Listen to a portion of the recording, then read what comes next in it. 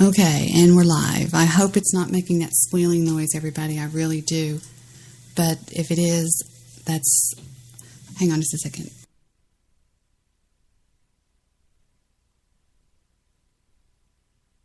If it is making the squealing noise, if Audrey's out there listening, maybe you could give me a text message or something. If not, we're just going to go with it. Now, I scheduled a show called Stoic Calm, something that we all need.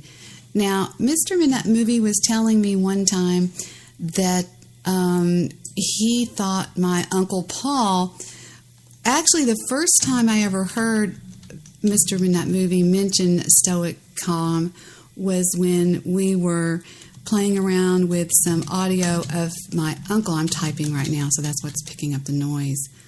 And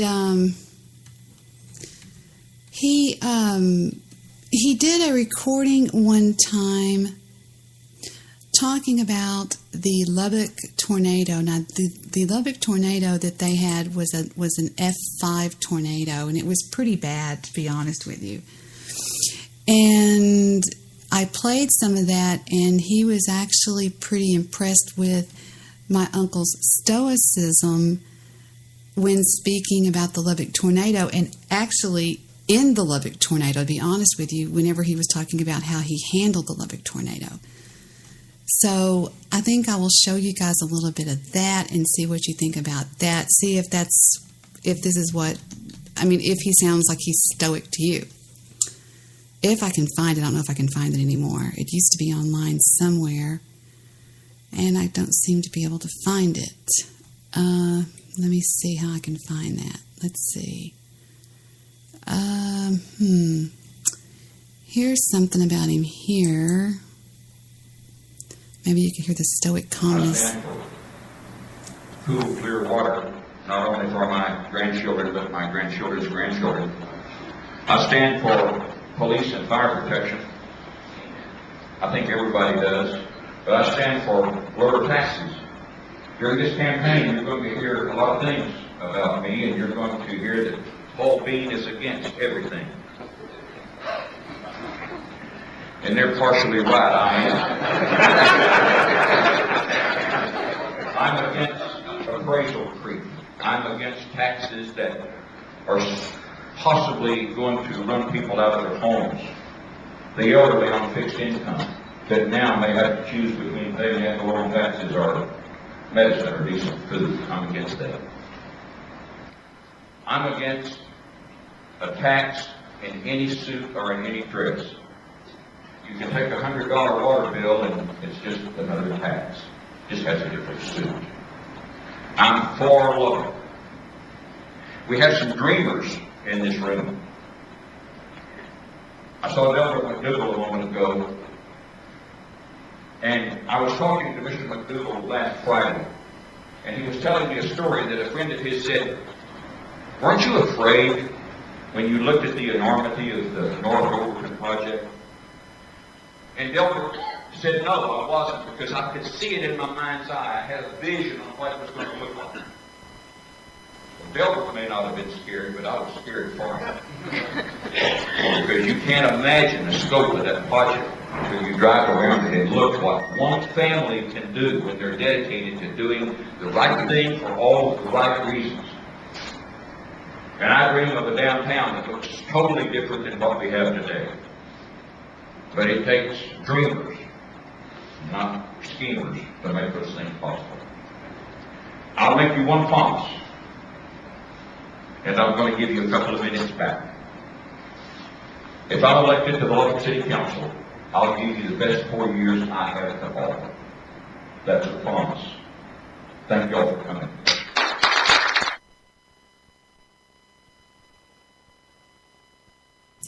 Well, I can't find the tornado video that he did one time, so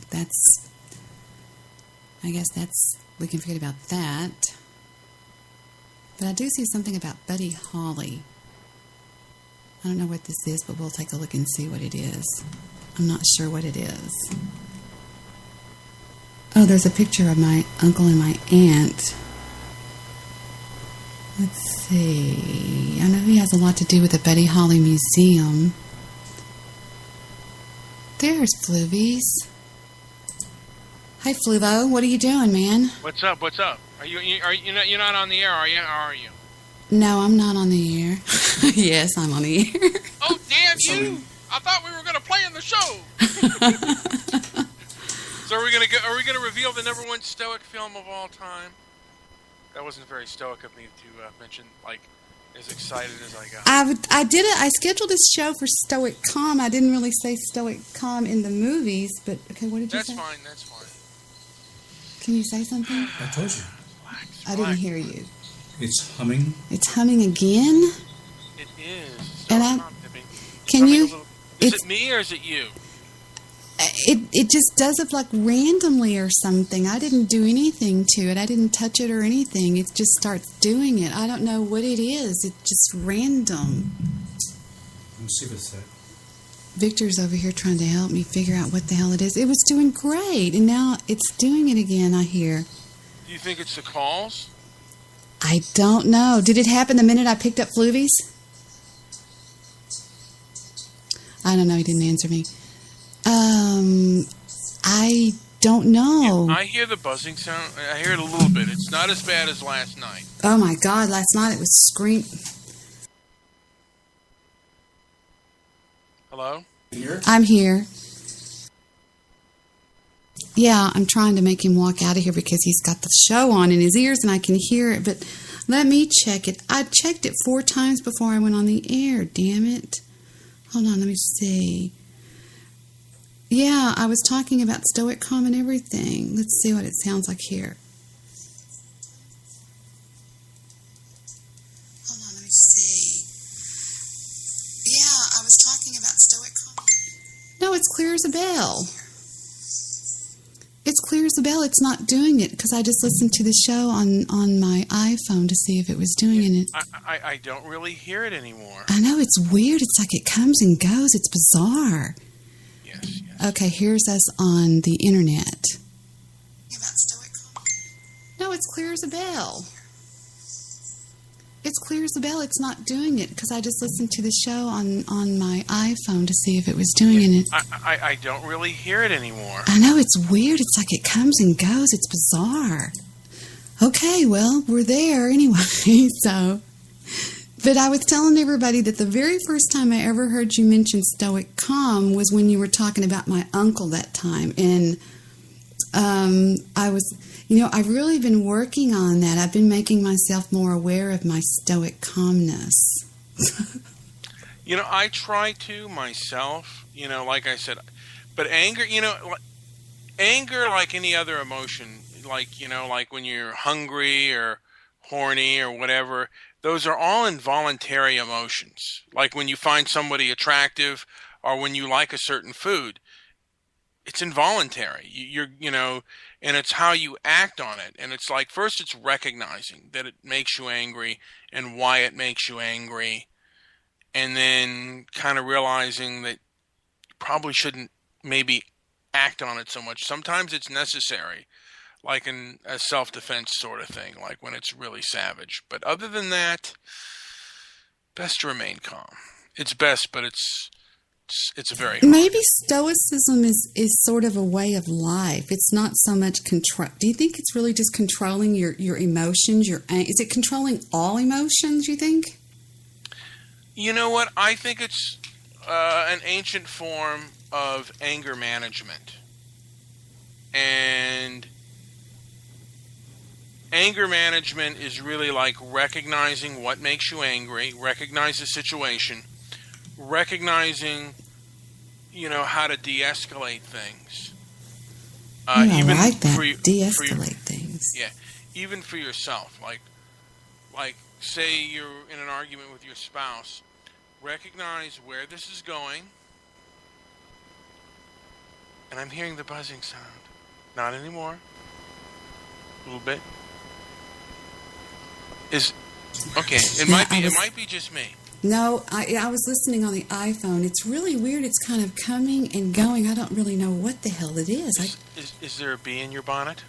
There might be a bee in my head. Maybe when I was sleeping, a bee got in my head or something. A bee in your bonnet. Tell that bee to shut up. Hold on, let me hit my head. There, I just slapped myself on the forehead. Shit. So the bee doesn't work. No. But, yeah, I'm dying to talk more about our films that we had. Now, Mr. Midnight Movie and I picked out, I'm scared to move the microphone here. I hope it didn't start doing it again. We've been talking about movies all week where people act stoically calm. I wonder if stoically is a word. I don't know. And we have a number one film. We've been doing the countdown of films. And so here's what I was thinking that we could do is I'll go back over and look and see the list that we originally started with. And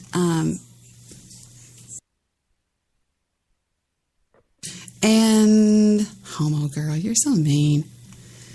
We talked about the Oxbow incident was an excellent way to show stoicism, a show of stoicism in the face of death. That was amazing. And also, oh my God, I'm hearing a playback, so I'm hearing myself talk, but that's fine. Back away from the computer. Okay, I'll do that. Oh, let me get up. I'm sorry. Oh my heavens. Okay. Ooh. Is that better? Oh, this thing is tapped around my head. Hold on. Okay, now I'm backing away. Okay. Do I sound okay? You sound fine. It also shows like how you should control your anger, because had they had stoic calm, they never would have lynched those 3 individuals, and they would have done what was ethically right. Because, before you do something like that, you have to get all the facts. And that's why a lot of times, for me, I'm against like a lot of these protest rallies and stuff like that have been happening recently, because they seem to be protesting on sheer emotion and not really examining the facts very well. I think you're right. I think if we practice stoic calm more, we make better decisions and we come to better conclusions in the everyday life that we live, right? Absolutely. You know what film and I just rewatched recently. I love it was one of my favorite films up until the ending, and it was called The Heart is a Lonely Hunter. I don't know if you ever saw them. The Heart is a Lonely Hunter. I've never heard of that before. What's it about or whatever? Alan Arkin plays a deaf mute whose friend is in an insane asylum, and he rents a place. He rents a room with a family, and he also gets involved with a black doctor in the community, and it's how he basically, like, everything goes on around him, and he's deaf and he's mute, but he can read lips. So I have the trailer. Okay, take a look at it. Let's take a look at it, as you would say. Okay, it's real bad right now? Okay, what should I do? Should I move something or what?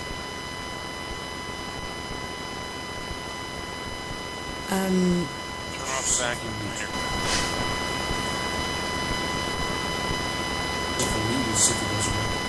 Oh, put myself on mute. Okay, the only thing I've started to do is to play a trailer. Maybe is that what it was or something?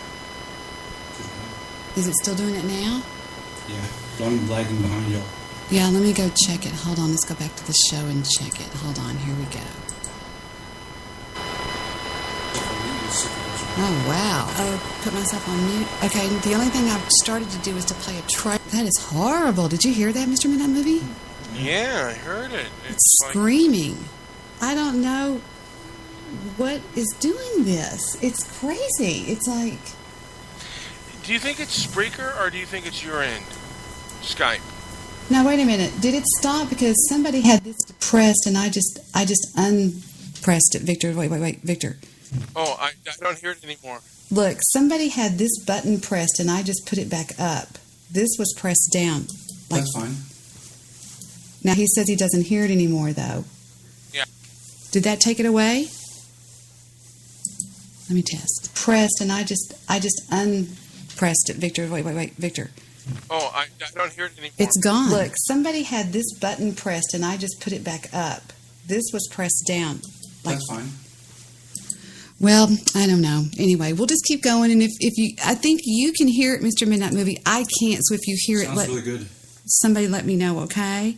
Anyway, here we Sounds go with good. the trailer from The Heart is a Lonely Hunter. What an odd title. She became the youngest American writer ever to join the company of immortals. Her name, Carson McCullers. She called her book, The Heart is a Lonely Hunter.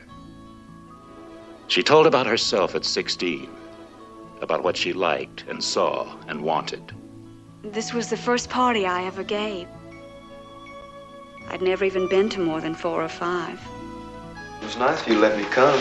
Oh, well, I was flattered you wanted to. I mean, we're so much younger than you. 2 years behind in school. Oh, well, I didn't have anything better to do. She told about the man who came to live in her family's house. The other people had been ordinary, but Mr. Singer was not. Hi, Mr. Singer. Want to come look at my party?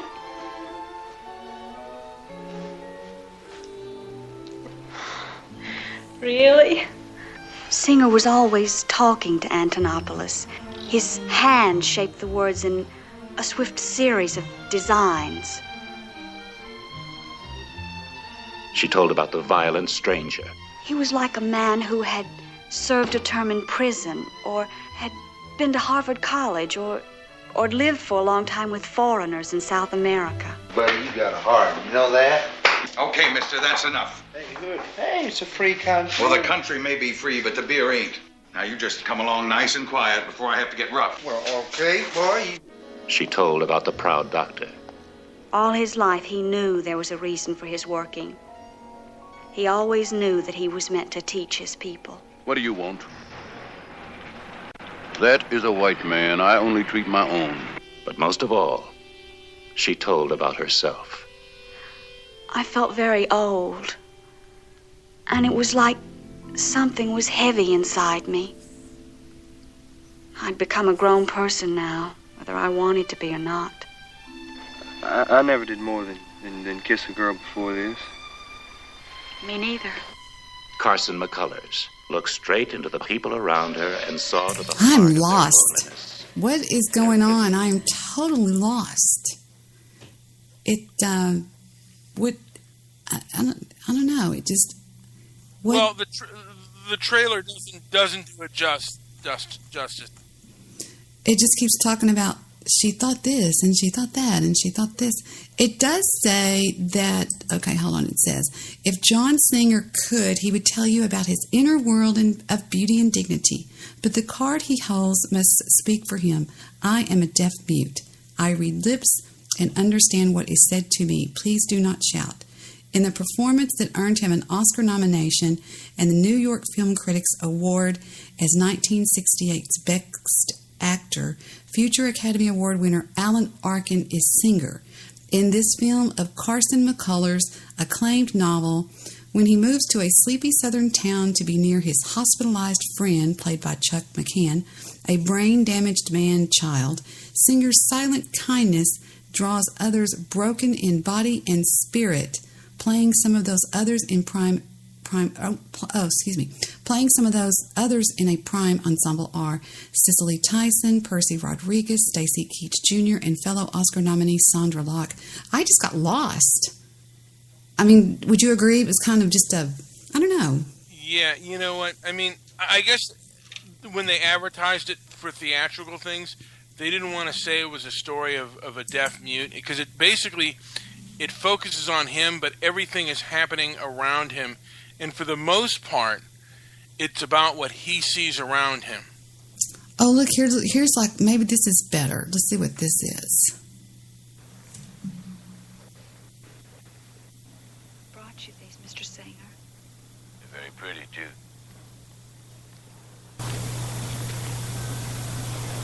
Oh. Yeah, you're Dr. Copeland, aren't you? I remember you from the funeral. You owe me, Kelly. I'm Margaret, really. Do you come here often? Almost every day now. I don't. Oh, I mean to, but one thing comes along, then another. But I haven't forgotten. Honest, I haven't. Oh, I don't think any of us ever will. You know something, as much as I adore you, I don't think I would ever watch this movie. It just seems a little slow to me. Stoic is going Chris Nelson style. I lost my Stoic calm last night. Did you hear me screaming at Chris Nelson? Yes, you did. And he admitted to having a mental illness, by the way. Oh, he did? Bipolar disorder is a mental illness. And he admitted last night that he was drinking and on drugs. He was out of his mind last night. He was uncontrollable, Mr. He was driving me. He called me. Lester and I counted. He called me. Look, I'll show you on your screen. And again, I love Chris. I just think that Chris, and then I think he even blocks me on Skype. But he called me 1, 2, 3, 4, 5, 6, 7, 8, 9, 10, 11, 12, 13, 14, 15, 16, 17, 18, 19, 20, 21, 22, 23, 24, 25, 26, 27, 28, 29, 30, 31. 31 times last night in a span of like 4 hours. And left some messages too, which I haven't listened to yet. But yeah, he was just really off the chain last night. I don't know what happened to him. Well, I mean, he went crazy. I've been around people who have, and I think it takes all different types, but who are bipolar, and he was acting just like that, and some other things too. He was acting really. The thing is, and I don't know enough about mental illness. All I do know is this: is that perhaps they are really unable to control their actions. You know, so when he's talking ad nauseum, that's part of the, you know, the I guess the hypomanic state or the manic state is that they have to continually talk. And they are unaware. They are unaware that there is a conversation going on. Like, I mean, like they are not receptive to other people's feelings or the fact that it's a conversation, like that it's a conversation between you and him, or like there were 2 other people. There were you, me, and I forget the other guy's name.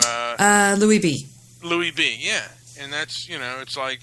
And they behave like that, and you know. It's unbelievable. And I agree with Lester. Lester said for some reason he seems to be rude to all of your other callers, Debbie.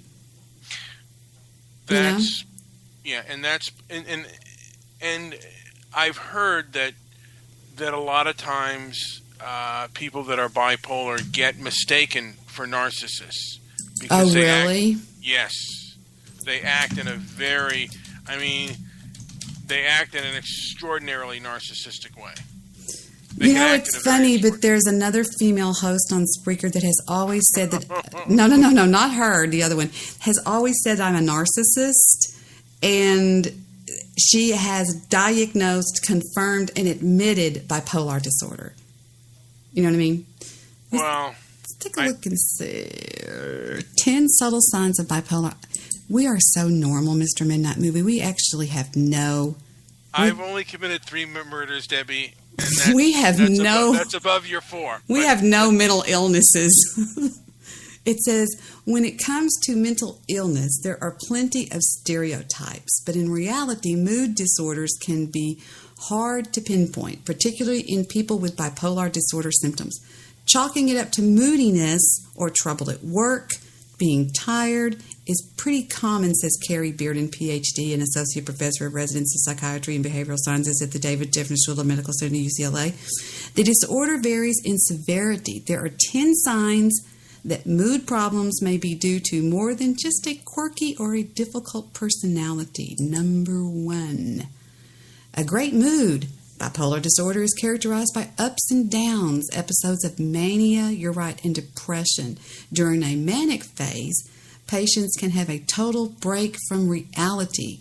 But hypomania, I heard one time that bipolar people don't get mad, they rage. They don't like, they love. Everything is big. It says hypomania, which is also a symptom of the disorder, is a high energy state in which a person feels exuberant but has lost his grip on reality. Hypomania can be blah, blah, blah. Let's go to this one. Inability to complete tasks. Having a house full of half-completed projects is hallmark of bipolar disorder. Depression. A person who is in a bipolar depressive state is going to look like somebody who has regular depression. They can have problems with sleeping, energy, appetite, and focusing. Okay, irritability. Let's see this one. They can be irritable. Some people with this condition suffer from mixed mania, where they experience symptoms of mania, is it mania or mania? And depression at the same time. Irritability, rapid speech. Well, that goes without saying.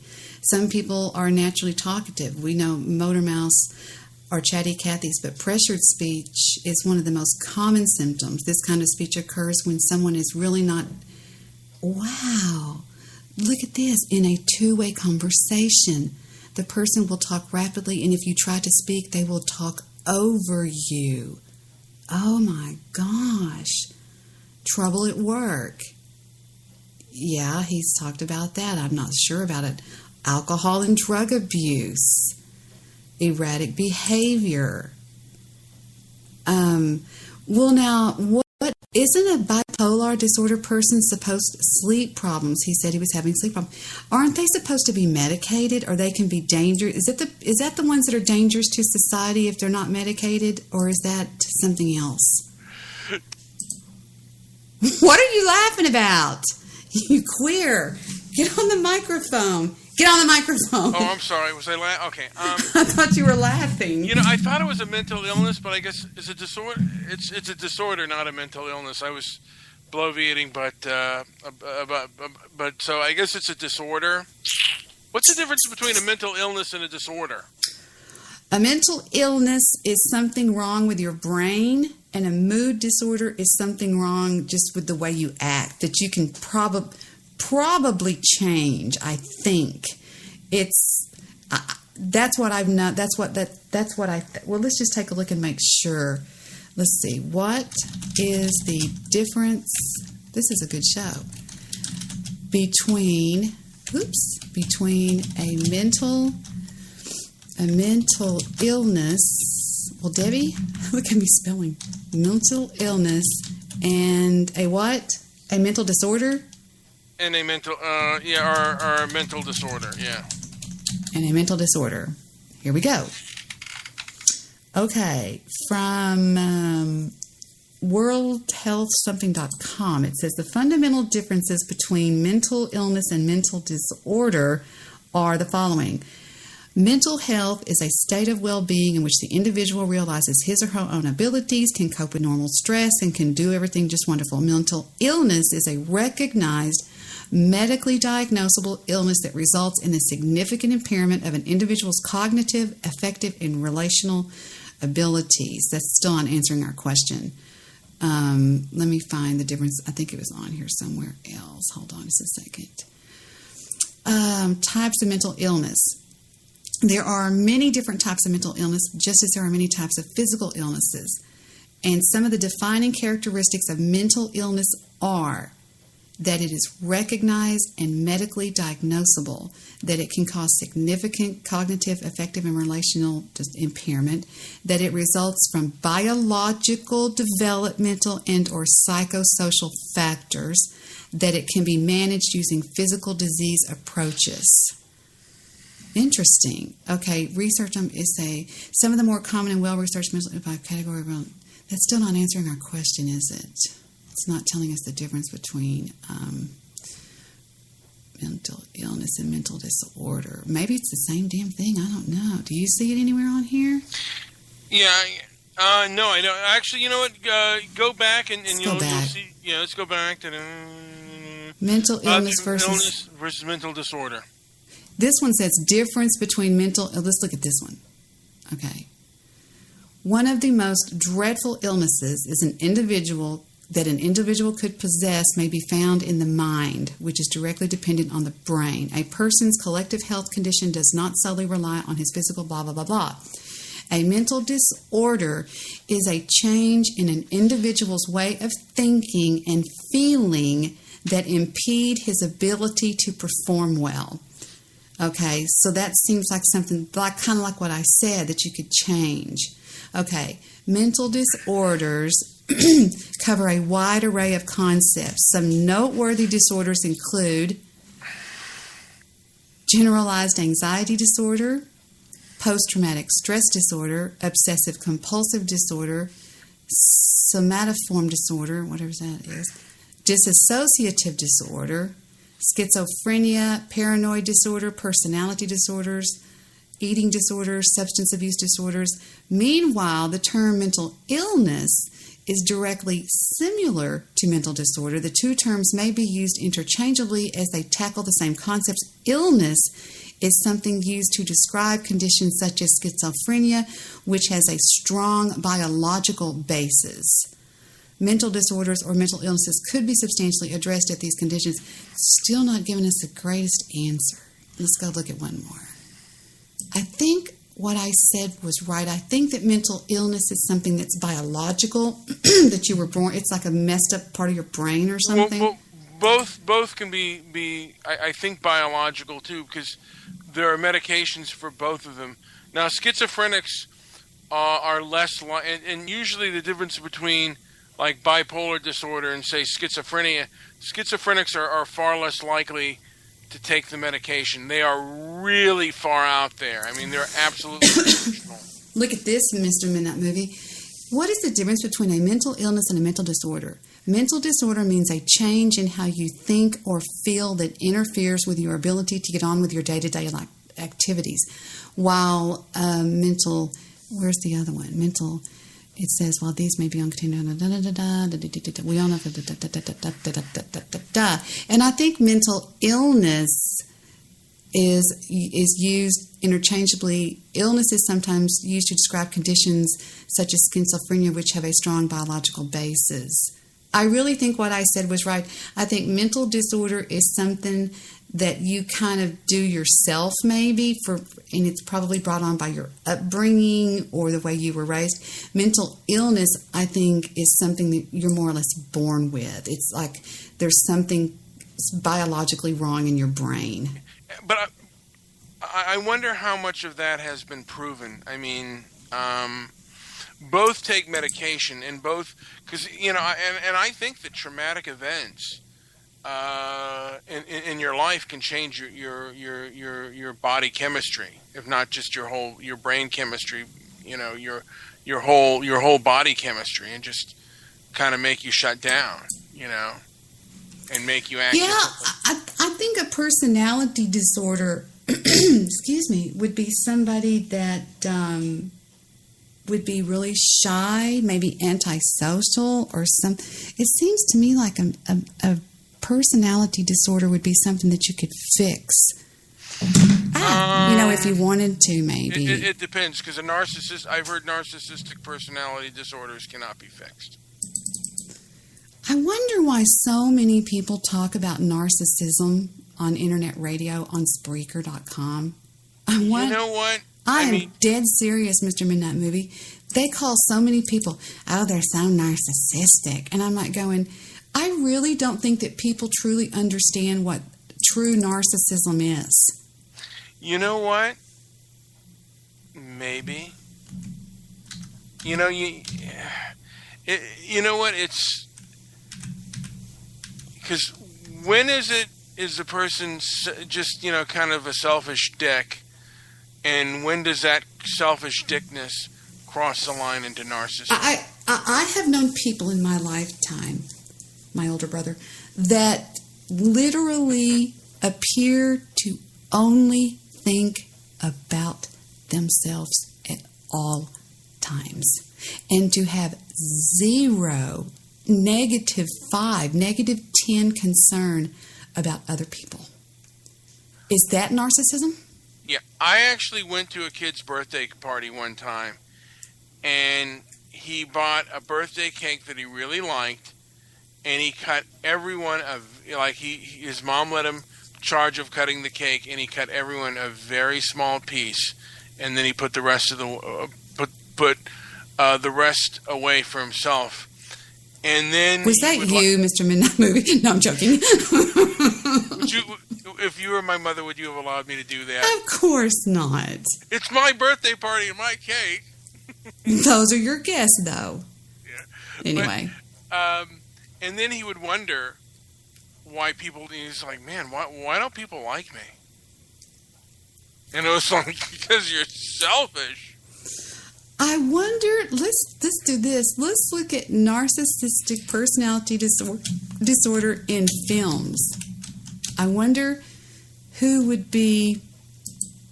Let's see what we got here. It says list of films. Solution Story. Oh, hush, be nice. Let's see. Where's the list? Okay, it says 50 First Dates. Now, this is a person with anterograde amnesia. What the hell is that? Retrograde amnesia. Psychogenic amnesia. Where's narcissism? Well, terms of endearment. The Shirley MacLaine character is considered kind of a narcissist. You think so? Yeah. Let's take a look and see if we can find narcissism on this. N-A-R-C. Oh, R-C. Narcissistic personality disorder. It should be on here somewhere. Okay, we have Snow White, A Streetcar Named Desires, Whatever Happened to Baby Jane, Arthur, Scarface, Wall Street, Rain Man, Heather, Small Sacrifices, Basic Instinct, Matilda, Cruel Intentions, The Talented Mr. Ripley, Magnolia, Zoolander. Yeah, Zoolander, but he was really just kind of... Well, okay, Whatever Happened to Baby Jane is a clear-cut case of narcissism. And did you ever see that film, by the way, Debbie? I think everybody has seen Whatever Happened to Baby Jane. It says it's filmed in 1917. Baby Jane Hudson. No, it was set in 1917. Baby Jane Hudson is a vaudevillian child star, while her sister Blanche Hudson is overlooked. By 1935, both sisters are movie actors, but Blanche has achieved stardom, while Jane's films have flopped, leading to Jane drinking heavily. One night, returning from a party, the two get into a car accident, which leaves Blanche paralyzed. Now, during the whole movie, you think that Baby Jane ran over Blanche, but we find out at the end that Blanche ran over Baby Jane. Yeah, but still, Baby Jane was the narcissist in the film. And also, Mommy Dearest. I mean, the mother is a clear narcissist. Oh, gosh. Yeah. Are you sure she's a narcissist? Well, yeah, sure. She would be. That would be an amazing narcissist, because she never even thought about her children. She never really gave much. I think that one of the my personal thought about it is that, look, Hagar. What is that? Hagar. Look, Midnight Movie. Look, there's your name. Look. Are you okay? I was lying down. I was having you diagnose me. Oh, okay, look, it says Midnight Movie right there. And then it says Midnight Movie. Oh, and that is Freaks.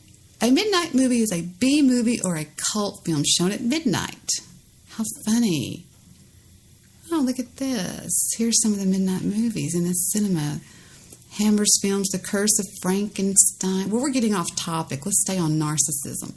So, I don't know. Pink Flamingos. What is that? That was the first John Waters film to ever really make it big. and it cost $10,000 to make, and it made $10 million. And it was shown at the midnight movie. She ate dog shit in the movie, and they made it a federal crime after that. Why? Ooh, that's horrible. Did Yes, she it really is. do? I mean, she didn't really do it, but Yes, and that's why they made it a federal crime. So for a long time, you couldn't see peeing or defecation in movies. Now you can because of the internet. I mean, the internet, you really can't police the internet. It's impossible. that's amazing. Now, I actually interviewed a film star of midnight movies one time on my show called, what was her damn name? Her name was Babette Bombshell. She was I know who you're she talking was a about. listener of mine and just called in. She says, "Hi, Debbie. I was just listening to your show, and it was really Babette Bombshell. Isn't that funny? Have you ever heard of her?" Yes. Babette Bombshell. I think that was her in that. No, that's not her. It's Babette Bombshell. Let me look her up on the internet and show you. I actually interviewed her, and she was so neat to talk to be honest with you. She's really big. I think it's a he, she. See, look at the pictures, look. She's like, I think it's a man. I think. Yeah. It is a man. And she does soft porn. Yeah, she called my show, and it was really interesting to talk to her. She's pretty big, or he's pretty big, and he dresses in drag. But I wonder if it's a real transvestite. I don't know. Ooh, that's kind of strange. I'm getting kind of nauseous, Debbie. You know who that reminds me of? Yeah. Let's. Oh, it's too soon, Debbie. Oh, It's that's too horrible. soon. That's horrible. All right, back to stoicism and narcissism in film, please. Yes, sorry. Let's get back on track. Not only am I losing my Stoic calm, I'm going to lose my lunch and my dinner. I have an excellent pizza that I ordered that you would not like. Did you put pineapple in the pizza? What are you doing? Yes, I'm sorry. I put pineapple in the pizza. I'm not coming over as a guest anymore. Damn it. Let's see. Best Stoic Stoicism. movies. Oh, what have we here? Da-da-da-da-da. Look at this. We have Gladiator, True Grit, The Book Thief. Let's make a bigger list. Now, Gladiator had Marcus Aurelius in there, who was the great Stoic, and he wrote the Meditations of Marcus Aurelius. Did you ever see Gladiator, Debbie? I've seen parts of it. I haven't sat down and done it from Gladiator. Is that where his wife and child get killed in the front yard or something? Yeah. Yeah, I've seen it. Let's see what we've got here. What are they talking about? Andy. Andy, what is Andy? Oh, you know what else was a Stoic? The Shawshank Redemption. Well, who was Stoic in that? The black man? One of my favorite actors? Both of them were Stoic. Shawshank Redemption. The Man from Earth. I don't know what that is. Gilbert Grape. Let's see. Lawrence of Arabia. Oh, I keep thinking narcissism. We're back to Stoic. Okay. Stanley Kubrick's Barry Lyndon has Stoic elements that are not immediately apparent. Okay. Epilogue. The Hurricane. Oh, Lucky Man. Avatar, The Last Airbender. Everyone Hates It, but After Earth. Tom Reagan from Miller's Crossing. Michael Corleone from The Godfather 2. And Fredo. Ricky Fitz from American Beauty. Excellent choice for stoicism. This is kind of off the cuff, Mr. Midnight Movie. You know what I mean? Mm-hmm. Mm-hmm. But still very much. Let's see if we can get a clip of Ricky Fitz from American Beauty. That I just recently watched that, as a matter of fact, on Netflix. Let's see. Ricky. My computer's loud. Ricky Fitz in American Beauty. Yeah, his father would be beating the crap out of him or yelling at him, and he would just stand there and just take it. Here we go. Ricky and Frank Fitz from American Beauty. Hope it doesn't start squealing. What's new in the world, Dad? This country is going straight to hell.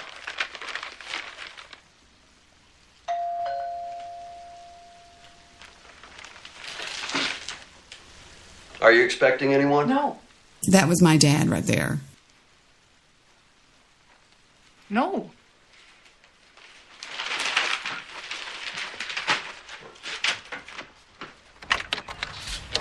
Hi. Welcome to the neighborhood. Just a little something from our garden. Except for the pasta, we got that at Falacci's. Right. It's unbelievably fresh. You drop it in the water and it's done. Jim Olmeyer, 2 doors down. Welcome to the neighborhood. Colonel Frank Fitz, U.S. Marine Corps. That's nice to meet you. This is my partner. Jim Berkeley, but people call me JB. Yeah, let's cut to the chase, okay? What are you guys selling? Nothing. We just wanted to say hi to our new neighbors. Yeah. Well, you said you're partners, so, what's your business? Well, he is a tax attorney. And he's an anesthesiologist.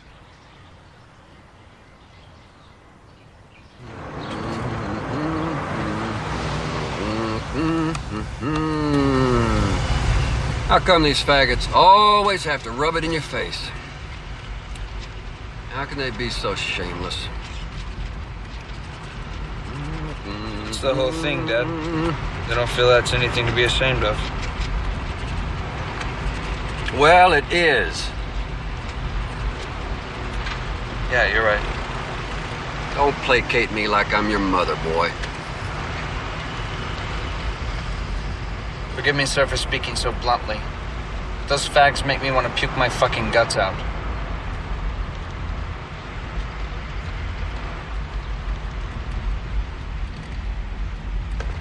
Well, me too, son. Yeah, me too. Excellent show of stoicism. Would you agree? Yeah, I don't know why I'm not a fan of American Beauty, but I'm just, for some reason, just not. It's a deep movie. It's really psychologically all deep and weird, you know. It sort of gets inside your head for a while. But just to liven things up, let me just show you this, okay? Just to get you in a good mood. Entertainment, Rockwell High's award-winning Dancing Spartanettes. We can leave right after this, right?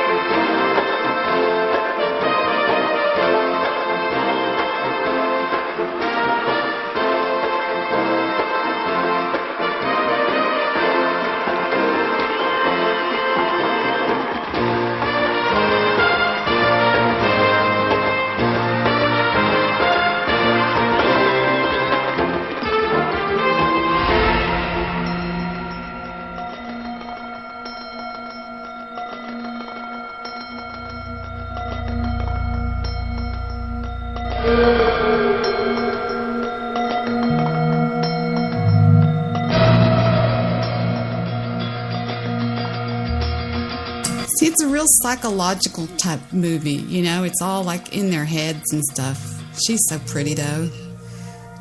Yeah, I remember it. I don't know why. Maybe it's because I had higher expectations and it just... Who did it?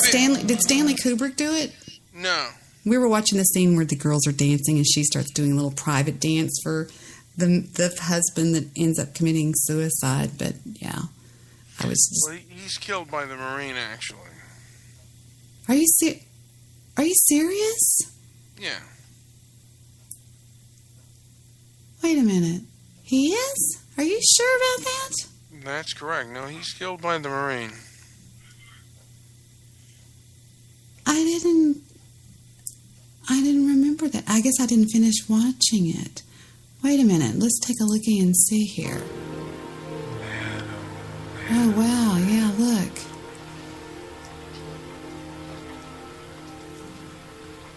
Close your eyes. Yikes.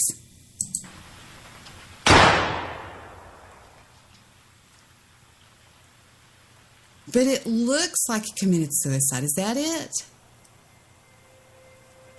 I guess, yeah.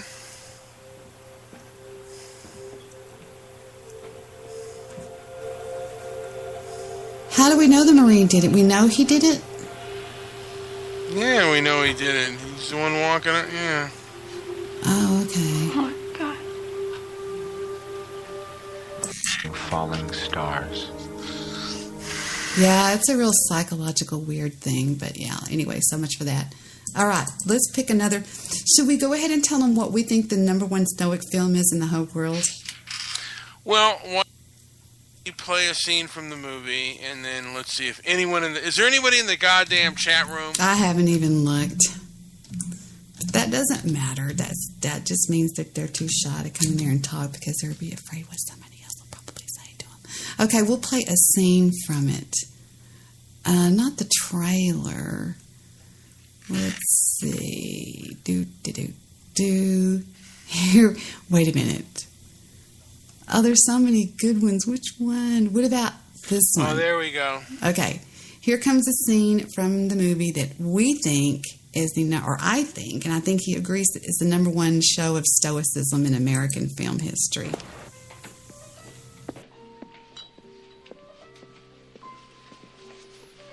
So, what are the chances of getting out today? The van still won't start. Larry's working on it. Wouldn't you know it? Can I buy you a drink? Okay. Jim Beam, ice, water. For you, miss? Sweet vermouth and the rocks with a twist, please.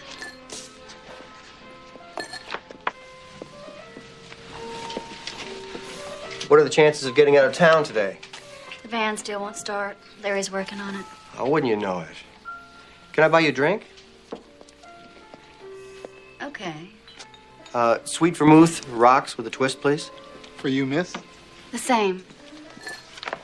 That's my favorite drink. Mine, too. It always makes me think of Rome. The way the sun hits the buildings in the afternoon. Well, what should we drink to? To the groundhog. I always drink to world peace.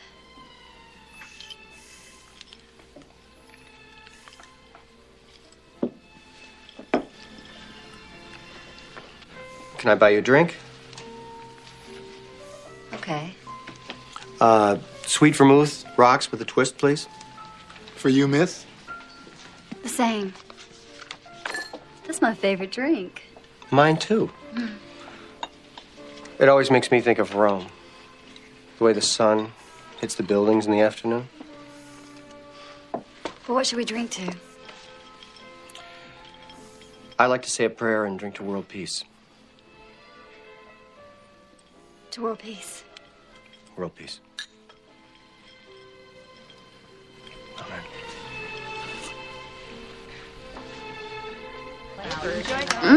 This is wonderful. Say, can I tell you? How do you know so much about Punxsutawney? I spend a lot of time here. Small town people are more real, more down there. That's how I feel. Really? Would you like to try some white chocolate? Yuck. It'll make me sick. No white chocolate. There is something so familiar about this. Hmm? Do you ever have deja vu? Didn't you just ask me that? I think people place too much emphasis on their careers. I wish we could all live in the mountains at high altitude. That's where I see myself in 5 years. How about you? Mr. Midnight Movie, this is very indicative of what I was saying to Lester the other night on the phone. I'm going to stop and just tell you. I was telling Lester that we were talking about relationships and stuff, and I said, did you know that the old adage of quote-unquote opposites attract has been thoroughly wiped off the books of humanity. And after so many years of studying, it is now confirmed that you are better off to be hitched up with either, if you're homosexual, your partner, if you're heterosexual, your wife, your girlfriend, your life partner, whatever, to be like you, to think like you and like what you like and act like you like. You're better off that way. You're happier that way. It has been proven with all these studies that have come down. And Lester totally agreed, because there was once a time that they said opposites attract. And I believe that this is proving that, because he's actually using the weirdness of this movie, how he repeats the same day, to gain her. And also he's still him, who he is, and he can only fool so much, and then his genuine personality comes out, and trickery will only get you so far. Yeah, he's definitely. But doesn't she end up falling madly in love with him for who he is, right? I mean, right? But who he became. Who he became. Wait a minute, what is this? Hold on. It's a very deep film. Okay, there's the hint I gave y'all. Every time he woke up, that's what he heard. I got you, babe. I got you, babe. I got you, babe. They say our love won't pay the rent, for it's earned, our money's up and spent. Oh, please, not again. That is a great song. No, it's not. No, don't listen to this man. It's too early. Did you hear the radio people changed for the first time? Remember? Every day they said, wake up, everybody, it's Groundhog Day. Yeah. Something is different. Good or bad? Anything different is good. But this could be real good.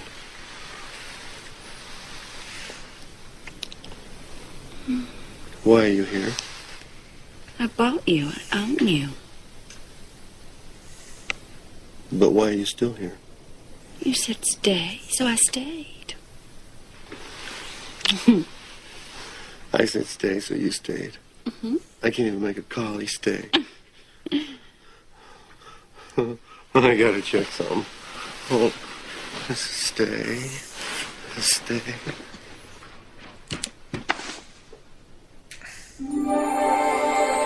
They're gone. They're all gone. Do you know what today is? No, what? Today is tomorrow.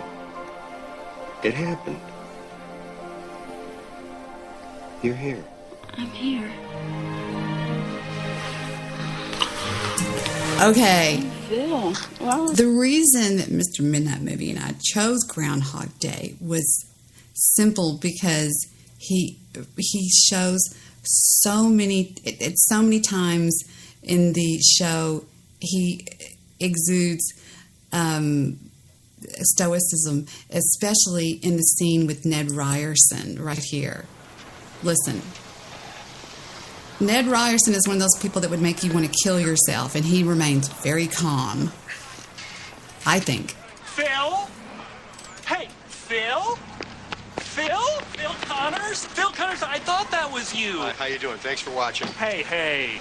Now, don't you tell me you don't remember me, because I sure as heck fire remember you. Not a chance. Ned! Ryerson! Needle-nosed Ned the head? Come on, buddy. Case Western High. Ned Ryerson. I did the whistling belly button trick at the high school talent show. Bing! Ned Ryerson got the shingles real bad senior year, almost didn't graduate. Bing! Again! Ned Ryerson. I dated your sister Mary Pat a couple times till you told me not to anymore. Well? Ned Ryerson? Bing! Bing! So did you turn pro with that belly button thing, Ned, or No, what? Phil, I sell insurance. What a shock. Do you have life insurance? Because if you do, you could always use a little more. Am I right or am I right or am I right? Right. Ned, I would love to stand here and talk with you. but I'm not going to. See you. Hey, that's all right. I'll walk with you. You know, whenever I see an opportunity now, I charge it like a bull. Ned the Bull, that's me now. You know, I got friends of mine who live and die by the actuarial tables, and I say, hey, it's all one big crapshoot anywho. Tell me, have you ever heard of single premium life? Because I think that really could be the ticket for you. Oh, God! It is so good to see you. What are you doing for dinner? Something else.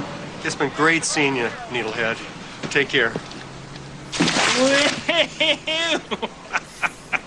Watch out for that first step. It's a doozy.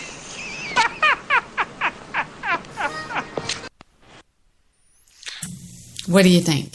Well, I think the story itself, more than just with him, he becomes more kind of stoic and just is able to observe things. And what is the meaning of that movie? I'll tell you what I think it is, Mr. Midnight Movie. I think it is he's having to learn the same lesson over and over until he stops being a jerk. Right? Or wrong? Yeah, and you can't fake that. You can't, you know, the person that he's most interested in. That's me popping my silly putty at Drug Lester nuts last night on the phone. The person he is interested in, the female, the other female lead, I forget her name, but she's not interested in any of the gimmicks that he has to offer. Right. She's a genuinely good person. Mm-hmm. And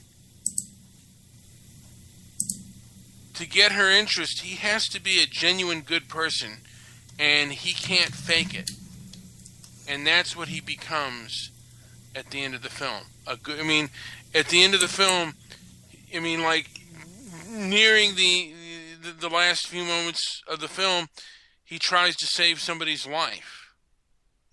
That homeless guy, is there anyone who died today? And you know, he tries to save like I said, the homeless guy's life. He buys him soup. He does CPR on him, and he tries to say, you know, and then he just, I guess, he gets to realizing how short life is. Mental fitness. Bill Murray is our savior. I'm looking at that right now. 8 creative interpretations of Groundhog Day. And one of them was called Everything I Learned About Life I Learned from the Movie Groundhog Day. The groundhog is Jesus. This might be just kind of goofy. Puxatonius Purgatory. It's a metaphor for Judas. Yeah, this is just goofy. Somebody being stupid. Let's go over here. I saw another one that says Everything I Learned from Life I Learned from the film Groundhog Day, right here. Hey, Debbie, did you ever see the movie The Butterfly Effect? Is it like a scientific type movie where it's kind of the same kind of film? He lives not the same day over and over again, but he lives different historical events over and over again, and each time he wakes up to a different future. Mm-hmm. Look at this. Look at this, Mr. Midnight Movie. It says, I've never met anyone who doesn't like the movie Groundhog Day. It was even beloved upon release in 1993, and usually art beloved upon release by all comers is known among snootier types to be bad art or merely passable art. You know, dumbed down art for people who don't want to have to think about art. It's just a funny flick about a smug, egocentric weatherman named Phil who repeats the same day over and over again until he convinces Andy McDowell to fall in love with him, which breaks the curse. And yet underneath that is actually a movie about time, metaphysics, the meaning of life, the redemptive power of love, and a bunch of other important shit. But its genius is in how it manages to achieve the triple whammy of art. It was hugely popular and actually great in its heyday. This makes it the Beatles of comedy movies, the chart-topping pop song of cinema. It employs many of the same techniques of pop songs. It's repetitive, like I Got You, Babe. It's simple. The guy has one thing, just one thing to do, and it's very true. In order for it to work, he has to really mean it. Most people wrongly assume that it's the serious art that teaches us about the real meaning of life, dark films, serious poetry, boring documentaries, heavy-handed religions. But I pose the opposite. Everything you need to know about what it means to be alive can be found in comedy, particularly of this kind. Comedians are far better prophets because they are deeply flawed, but at least in their quest for laughter to blot out the horrible, they transcend the plotting omniscience. I need Mr. Johnny JP. Omniscience of philosophers and gurus to go for the jokes. So here, in honor of Ramis, nerdy soothsayer are all the things that his Groundhog Day taught me about living. Okay? Number 1, a consequence-free life would eventually become boring. When Phil first realizes he's living the same day over and over, he takes advantage of it. I've got an echo. I'm sorry. He steals his lies to get laid. He's lawless, and it gets boring. Eventually, he realizes manipulating people to get exactly what you want all the time is not satisfying. People make people better. Number 2, it isn't money or stuff or careers or fame or superiority that makes you better. It's giving yourself to something bigger than yourself. A person, a cause, an endeavor. Other people make you better. That's what people are here for. Number 3, don't try so hard. Life requires effort, but more importantly, it requires a degree of sincerity. When Phil courts Rita again and again and again while stuck in the loop, his first efforts at winning her over are 100% fakery, a total act. Who among us hasn't tried? Who hasn't quoted 19th century French poetry and toasted to world peace if that's what it took to worm my way into the hearts and the minds of others? But it isn't until he taps into something authentic, an actual honest-to-God appreciation for his fellow man or woman that he stands a chance at hell at being happy. Or waking up to February the 3rd. Number 5, I think. We are all in a prison of our own making. Everyone is living out their own Groundhog Day as we speak. You're bumping into the same problems, the same issues, the same challenges in most of the situations that you're in because, duh, you're you, and this is your heavy, heavy synthetic bag. You could even argue that this is the point of why you're here, to overcome this shit. Number 6, the only way out is through. Since suicide doesn't always work, that's a Groundhog Day joke, there is no quick fix through our issues and our hang-ups. We have to face them. We have to take them on individually, one by one, until the shit is worked out. It is very boring and yet so very true. Number 7, it'll take forever, but you don't have forever. One of the enduring mysteries of the movie is how long actually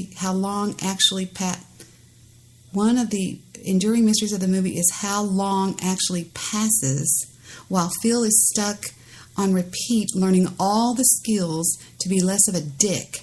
He becomes fluent at jazz piano. He learns French, some card tricks, memorizes everybody's name, and a backstory in the town. Ramis and others have said the passage of time is anywhere from 10 to 30 to 40 to even 10,000 years. In the script, it said he was supposed to have read a page a day from a book in the library, eventually completing every book. Oh, it was a book. I didn't know that. Love is all you need. Obvious, but always bears repeating. There is no transcendence like the transcendence of love. It soothes what ails you. And that love doesn't have to be romantic. It could be spiritual. In fact, that seems to be the big message why people took from the Groundhog Day movie. It's an answer to the deep, persistent questions wrought by simply being alive.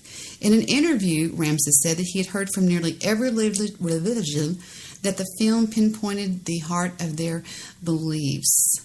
Interesting. I totally agree. Do you agree? I'm sorry, I had myself on mute. Oh, did I do this again? Are we reliving this? Yes, I agree with, all of it and none of it. It's a deep film. Yes, it is. Now, I was looking at the chat board, Debbie, and I just wanted to read right now. Should I go over there? Should I go over there? Well, it says, Apocalypse says, Chris Nelson is forever. Oh, Chris Nelson. I hope he's okay. He blocked me on Skype. Oh, my God. Okay, get a break, please. Okay, if MM didn't like that movie, I don't trust his reviews on other movies. His compass is twisted, and that was the fact that I perhaps did not enjoy American Beauty. And then he says, Debbie, will you come to me and Stabby's weddings? And then Stabby says, catch a hug. Absolutely. I didn't know they were engaged. Congratulations, guys. That's excellent. Are y'all going to get married in Las Vegas? And Mr. Solution will be your preacher. Actually, you know what? Chris Nelson will be your preacher. Yes. Just prepare to pack a lunch. Pack a lunch because he'll be eulogizing all day and will never shut up. I'm sorry. Stoic calm. 8 things that people say in interviews that usually means the movie that's upcoming is going to suck. Mr. Midnight Movie. Number 1, we realized that nobody had ever told the origin of blank. It's our Star Wars. Number 3, it's not a remake. We're putting our own spin on the concept. Any phrase that includes the word service as a verb. We had no idea what we were reacting to on these green screens. We do reference that in the film. We had to go back and fix the tone. Uh-oh, don't look. My character was changed a lot after I took the role. Oh, wow, that's great. Yeah, that sounds about right. So, yeah, anyway. So, I'm so proud of our film, our number 1 Stoic Com film. Have y'all never seen Groundhog Day? Has anybody in the chat room, should I go over there? Has anybody not seen it? It's fabulous. No one mentioned that in the chat room. But if you want to borrow my Netflix, let me know. I'll give you the password. I don't use it all that much. I'm waiting now to catch up on. I've all caught up on Mad Men. And that's one thing I forgot to discuss last night with Lester was Mad Men. We're so stupid. We talked about everything else but Mad Men. Now, is the show on? Did you put the show on? Is the show on Spreaker, or was it? You didn't have anything on? You and Lester were just talking. We were just talking. It wasn't recorded or anything like that. We talked for 2 hours, but it was just us talking about whatever, just this, that, and whatever. He was giving me his take on what he thought was going on the show last night. I really just think Chris was just kind of having a bad night. You know, he was really kind of. And I can't believe I yelled at him. I really did. Tell me to put that silly putty down. There, I put it down. Put the silly putty down and stop chewing the gum. Oh, I'm not chewing gum. I'm just playing with silly putty. Okay, but stop chewing gum. I'm not chewing gum. I know, Debbie. Congrats, Apocalypse. Yes. So. Say bipolar 3 times fast. Bipolar, bipolar, bipolar. That's not hard. Now I say it bipolar. What do I say? Bipolar? Bipolar. I say bipolar. Let's hear how my Macintosh genius would say it. How do you say this word? Oh, stop. I didn't highlight the whole thing. Wait, stop. Okay, here we go. And stop it. Well, I can't get the R in there. Hold on. Now I have it. Okay, and here we go. Bipolar. Bipolar. Bipolar. Yeah, you must be right. You say it bipolar. I say it bipolar. Tomato, tomato. Debbie, will you come to me and Stabby's wedding? Stabby? Stabby.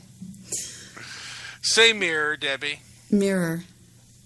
Oh, damn it! That's not the way you say it. What do I usually say? Miro? Mira? Mira. I say Mira. Now, what was it? Okay. Monkey Shoes used to think the funniest thing I ever said was the word P-O-E-M. Can you say that word? P-O-E-M. How do you say that? Poem? What did you say? Poem. Wait a minute. Poem. Poem. It's a poem. I've always said poem. I still like the way you said. You don't say it now. You're not because you're not doing it your southern drawl way when you're saying mirror. You're saying because you're mimicking me is what you're doing. Okay, let me think. Okay, wait a minute. Let me move that mirror over there. Mirror. I say mirror. Mirror, mirror on the wall. Why did you mimic me and say mirror? I don't know. I'm not mimicking you. Let's see how the reader says Stop mirror. copying me. Shut up. Hold on. Mirror. Mirror. He's not going mirror. Mirror. It doesn't make sense. I don't know. But I know Monkey Shoes used to give me 3 kinds of shit on how I said poem. Because it is poem to me. I guess it's not poem, but anyway, yeah, so. Say Father. Father. Fuck it. Well, how would you say father? Father? No, I thought you were going to say father. No, I don't say father like that. Father. Father. You say father, father. Let's take a musical break and be right back because I need to go check on Fufu. No, I'm kidding. Hold on, we'll be right back. This song is brought to you by Wild Goose.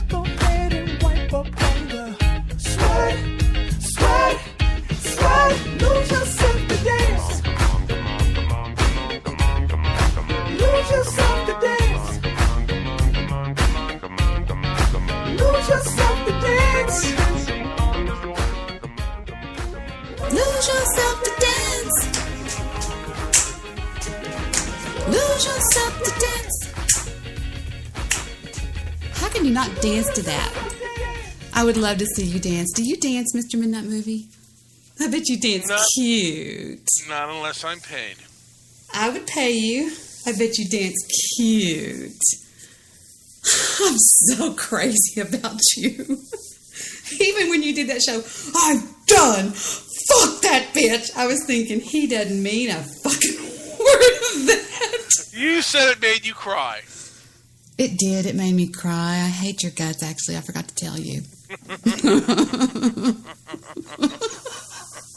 Forgot to tell you. Oh, gosh. Are we squealing, or do we sound okay? And what did I do with my goddamn glasses? I left my glasses in the kitchen. I'm warming up some pasta that I made. Where are my fucking glasses? Darn. Could you bloviate for a minute while I go get my spectacles? All right. Debbie's getting her spectacles. Stoic calm. She's getting her spectacles. She's looking around the house. I think she's going to be going outside pretty soon. I think maybe they're outside. She'll be getting a cab pretty soon to look for them. I think she left them at that Greek restaurant, or maybe it was at Big Fat Texas Barbecue. So she's looking for them now. And am I getting rather thirsty? I might get myself just take a quick sip of water. My diabetes, I think, is out of control right now, so I might die at any moment.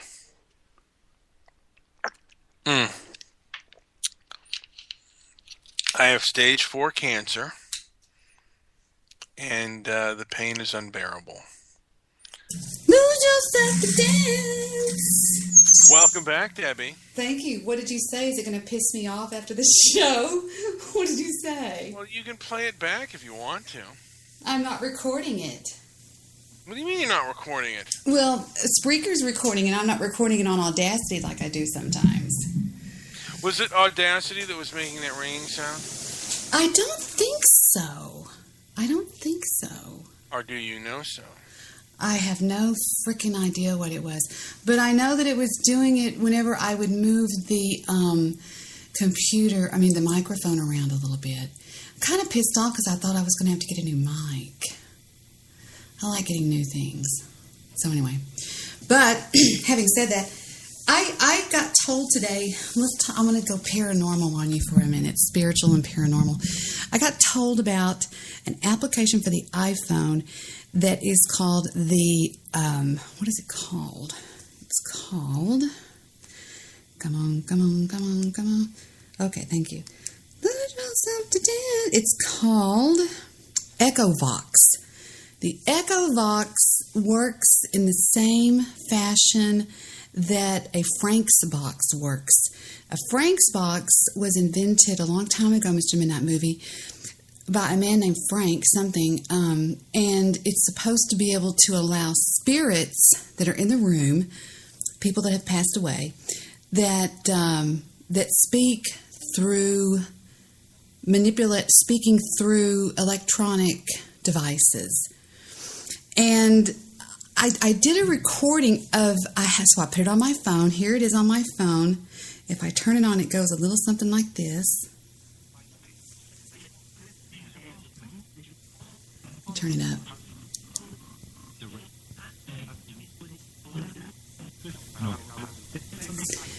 Interesting enough, when I made the recording, I did hear a couple of things. I heard the word Dalton for some reason. And I don't know why, but I heard the word Dalton. And I was going to play that for you guys because I know y'all just love paranormal stuff. I know how much y'all love that. And so here is a little bit of that recording that I did. Every now and then I think you hear me somebody say something, or somebody there, or something like that. And here is, where did it go? What did I do? I think I just deleted it. No, wait. Okay, here's some of that recording, I hope. Let me make sure everything else is muted because I was recording something else. Let me mute that. We don't want to hear that. Okay, here we go. Da-da-da-da. Okay, here we go. I think it doesn't sound like there's anything on it now. Okay, here we go. I hope this is it.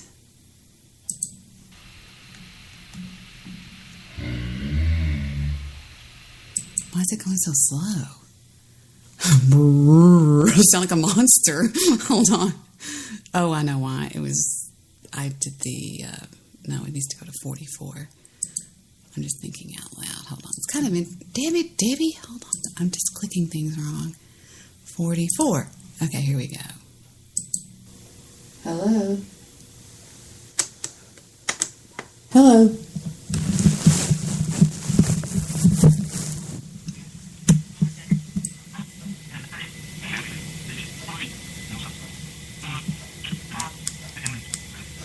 Hello?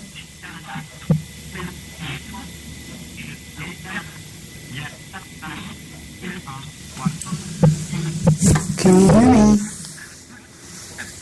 Are you talking to me? Or are you? No. That's the recording. I'm not talking at all. I'm being real quiet. I say, can you hear me? And then listen to what was said after I said, can you hear me? I'll just play at least that part. No, I'm not saying a word right now. I'm just playing audio.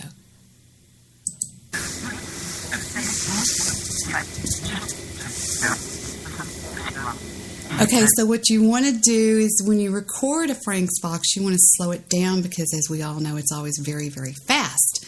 So let me slow this down by changing the tempo.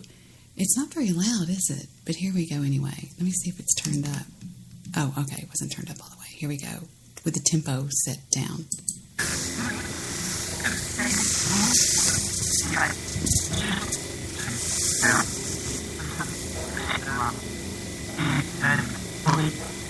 Here's where it says Dalton in just a second. Watch, right? I can't hear hardly anything on it now for some reason. It sounds kind of weird. It's not very loud or whatever. I can barely hear it for some reason. Let me do this rate change and let me undo all the editing that I did to it real quick by doing that and that and that. Undo gain, undo that, undo gain. Okay. Now we'll try it again.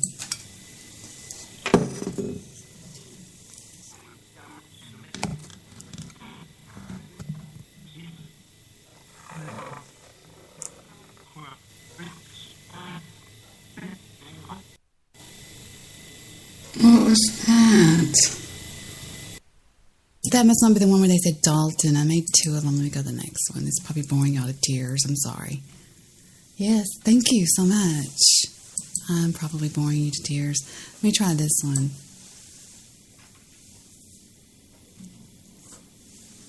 Why is that so slow? Well, if I can't get it to work, this is what happens when you do this stuff live, when you're just on the air and you don't pre-plan it or anything. But I'll try one more time.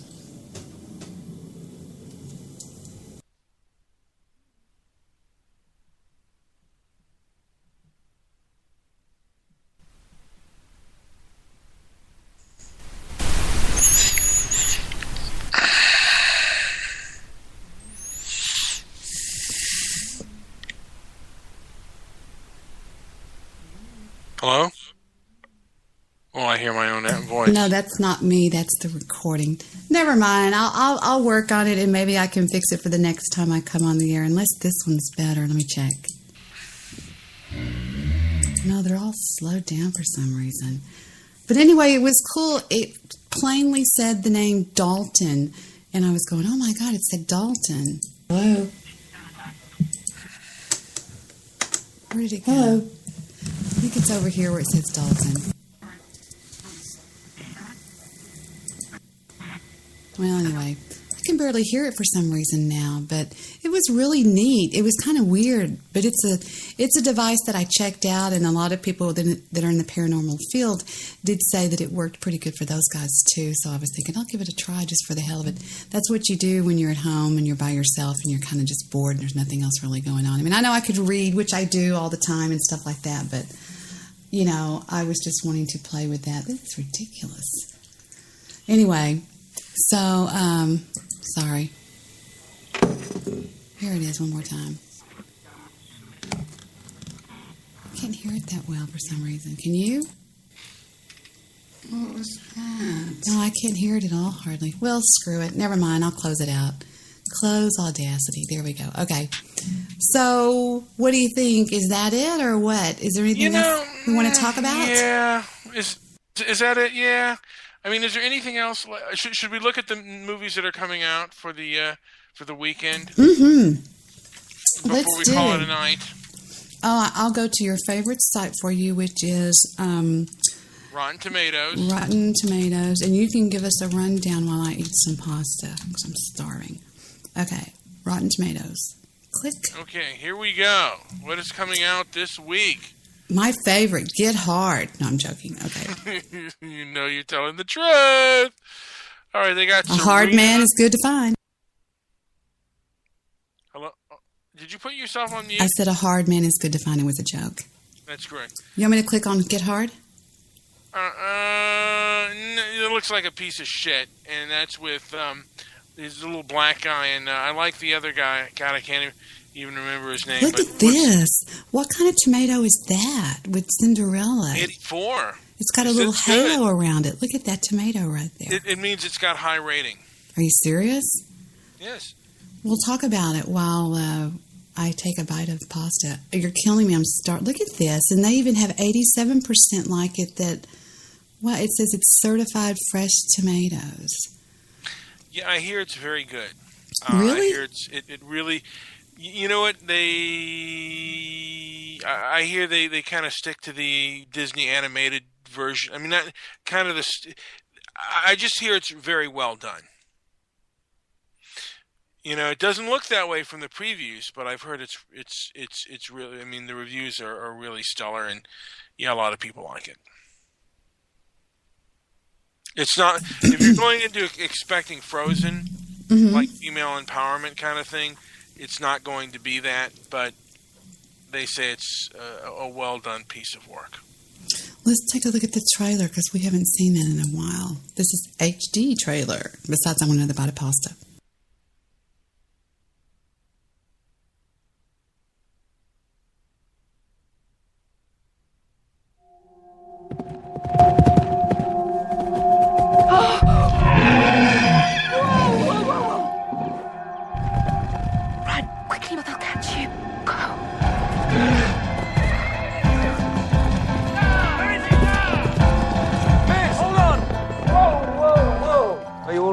I'm all right, but you've nearly frightened the life out of him.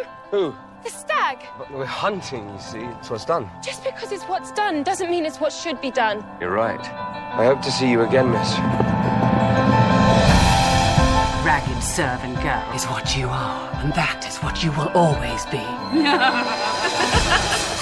Wake up, Your Royal Highness. You're in a daze. It's that wonderful girl. I can't stop thinking about her. You will be king soon. A prince is not free to follow his heart. He must marry for the good of the kingdom. What on earth have you been doing? Dreaming, that's all. Well then, wake up. No one in the kingdom will outshine my daughters.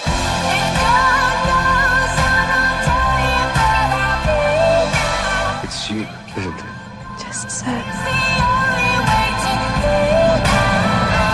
Remember, at the last stroke of midnight, the spell will be broken, and all will return to what it was before. Are you looking for this? Must be quite a story to go with it. Keep that girl out of sight, and you and your daughters will get whatever you desire. Someone like that doesn't just vanish. I have to see her again.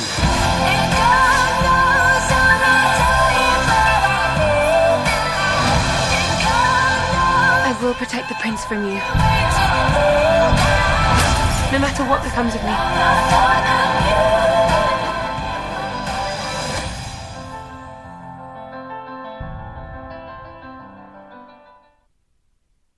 I doubt a lot of guys will go see Cinderella just because they'll be afraid of, I wouldn't see Cinderella. We'll go, Debbie, tomorrow. You would die if I flew out there and I walk up to your office and I go, yes, I'm here to see blank, blank. Okay, well, we'll get him on the two-way. Blank, blank. Yes. There's a lady here to see you, blonde, Debbie. You go, oh, fuck. On the way back up to the office, you would call a Jewish producer and go, you aren't going to believe this. And I would sit there and I'd be holding up 2 tickets. Let's go, buddy. There we go.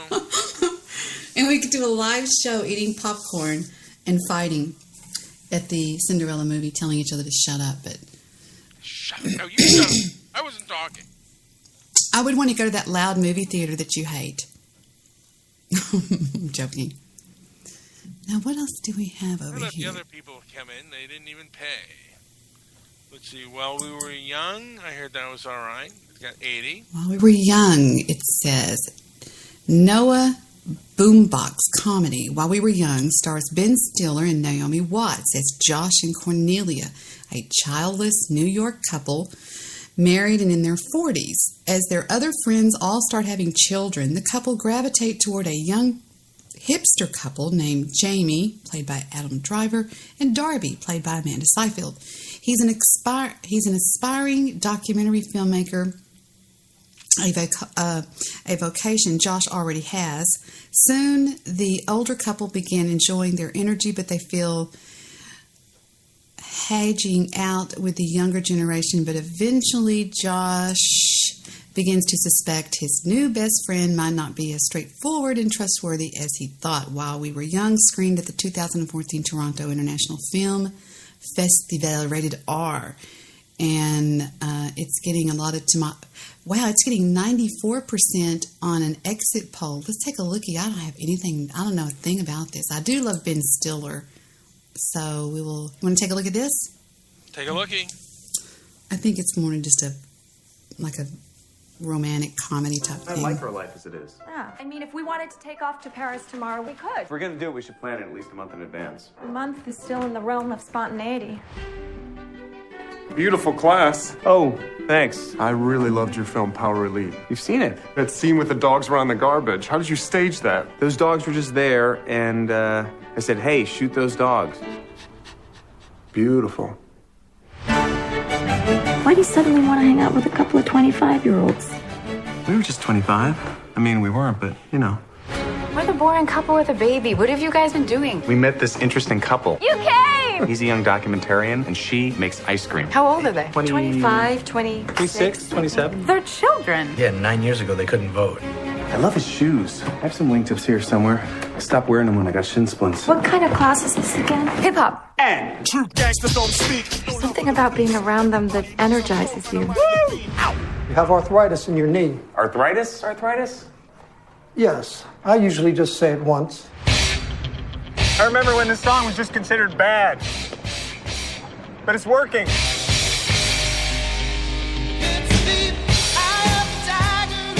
If I'm going to be totally honest with myself, I don't think I'm ever going to die.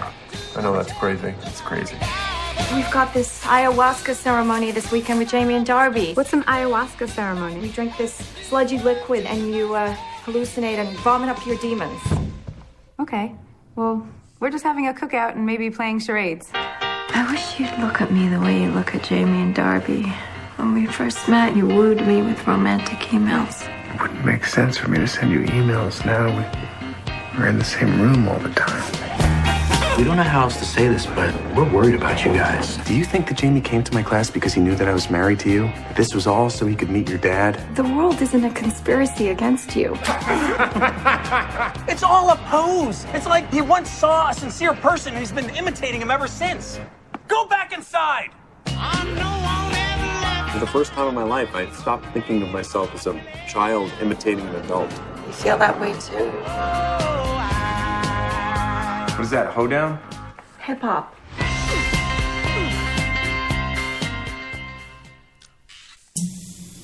What do you think? It looks interesting. I think it looks good. I think it looks pretty good. Yes, it does. I might even pay if I was just going to go to the movie theater and pick something out. I would probably pick that.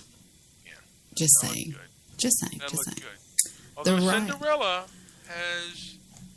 Cinderella, dressed in yellow, went upstairs to kiss her fellow, made a mistake and kissed a snake. How many doctors did it take? That was a jump roping song, and then we go 1, 2, 3, 4. I used to be a crazy jump roper. Let's see. Kings. Double Dutch? Is that nasty or what? Double Dutch. What? No, it's a jump rope thing with 2 jump ropes. But let me just say this. Cinderella has gotten better reviews than this movie. Well, now there's something, the Riot Club is getting 67 fresh tomatoes. That's not bad. I mean, it's not great, but it's not bad. And the best reviewed film is 71. Which is what? That film with the guy who was in, what's that horrible fucking... Get Hard? No. Will Ferrell. See, to me, Will Ferrell... No, not Will Ferrell. Vince Vaughn is the same character in every movie he makes. Just saying. Totally off topic. Go ahead. God, I lost concentration. Here's View All. Let's see. The same guy was the in the Salt movie of the Salt of the Earth, right here. This one. No. White 71. God. The same guy who was in the movie Unbroken is in the movie 71. He plays. Stop! Really? Yeah. Oh, I didn't know that. I did not know that. We saw the preview for it. I'll tell you another good movie that I watched last night because I couldn't sleep. Well, I could sleep, but I didn't feel like sleeping after I got off the phone with Lester. I watched almost all of Wag the Dog. Saw that years ago with a double bill of Boogie Nights. Was it Boogie Nights? That's a good double bill. But look here. It was something else. White God is getting 87%. 87 fresh tomatoes. And what is White God? I have no idea. Let's take a look. And see, it says, when young Lily is forced to give up her beloved dog, Hagen, because its mixed breed heritage is deemed unfit by the state, she and the dog begin a dangerous journey back towards each other. At the same time, all the unwanted and unloved and so-called unfit dogs rise up under a new leader, Hagen. Oh, it looks like a kid movie. Do you think so? What's it rated? It's rated R? This I gotta see. I'm just curious. How can this be rated R and it's about dogs? This ought to be funny or interesting anyway. I've never heard of it.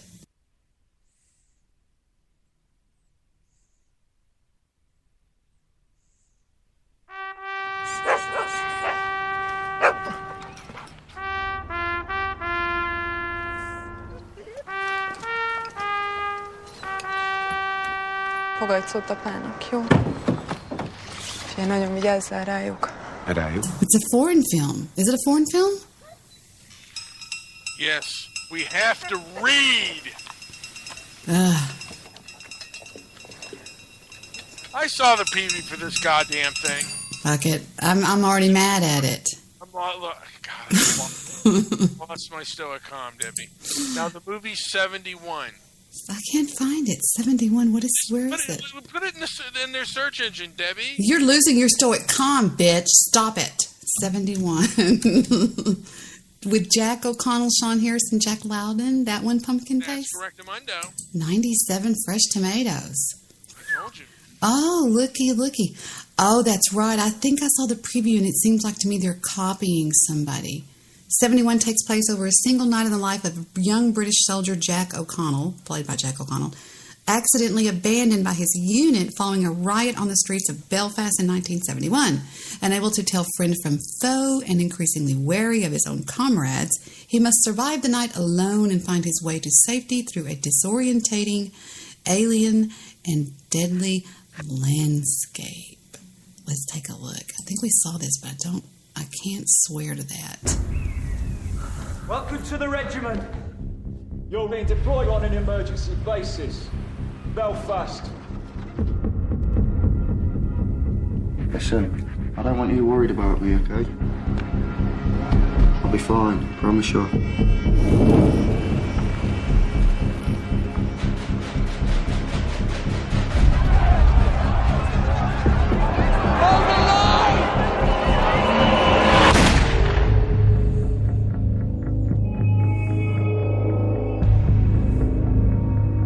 Soldiers missing.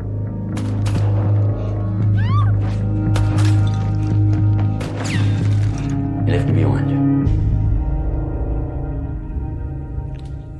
Wait a minute, is that an Australian accent I hear? I love Australian accents. England and Ireland. Oh, I love Peter Boy's accent. His accent is growing on me. They don't care about you. You're just a piece of meat to them.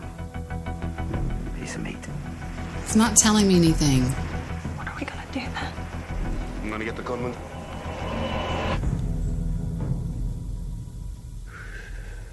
And we're gonna kill him. Where is he? Tell me! I would go, but I wouldn't pick it. I mean, if you said, let's go see that, I'd go, yeah, whatever. You would be on the edge of your seat, Debbie. Yeah. Listen, you would. I don't know. It doesn't seem like something I would just love. This film doesn't take sides, Mr. Midnight Movie, but shows how conflicts stir the pot of human emotions and how quickly things can get out of control, and it shows that in war, no one is right. I just read that. And if you're in the mood for a confusing and thoroughly depressing immersion into Irish history, you cannot do any better, but that would be a great, very odd mood to be in, to be honest with you, Mr. Midnight Movie. I also read that. I'm sorry, I'm being stupid here. What else do you want to look at, dear? Well, let's see here. You want to look at Get Hard and then call it a day. And you'll probably love it. No, it's probably going to suck because it only has 30 fresh tomatoes. And Will Ferrell, I don't know. He's okay. My mic's settings are different. It's on the room mic. That's why it's so loud in here. Still Snoop Dogg and D.I. Guess who's back? Once you step through this threshold, you'll be a part of one of the most feared and respected groups that there is. Check me out. Hello? Who the hell are you? I don't think they've ever seen a white person before. Trust me, that is not the problem. I'm looking to join the Crenshaw Kings. Are you? He just wants you to protect him while he's on the inside. Mister, I'm too good for the hood. I bounce your ass up off this front porch sideways. I'm sorry, I didn't understand a word you said. I sentence you to maximum security prison. You have 30 days to get your affairs in order. I didn't do it! They're sending you to San Quentin? Yeah, damn! Teach me how to survive in prison the way you did. Wait, what? I could pay you. See you tomorrow, convict. Why would he hire you? Because he thinks I went to prison. You're not exactly a thug, Darnell. All I gotta do is be every stereotype he already thinks I am. Good night. Oh, bitch, don't walk away from me. What the hell did you just say to me? Bro, stop! Stop! What is that? Now, if you do exactly what I say, you will definitely survive in prison. Let me see what your mad dog face look like. I'm sorry, what's a mad dog? You mad dog! Like a pit bull with no leash. Oh, what are you doing, James? I'm sad dogging you. James. I think that's a strategy that could work. Please don't sexually assault me. I'm already too sad. I want you to punch that big ass dude in the mouth. That's insane. Well, those type of guys you gonna see in San Quentin. Hey guys, I want to fight you. Some kind of joke, man? Your mother's a joke. No, my mama. Get back here, bitch! Oh, no, please don't hurt my body! Oh, no, my body! Your training's not going well, man. I got a plan. Thank God. You're gonna learn how to... What? When life throws you dick, you make dick-aid.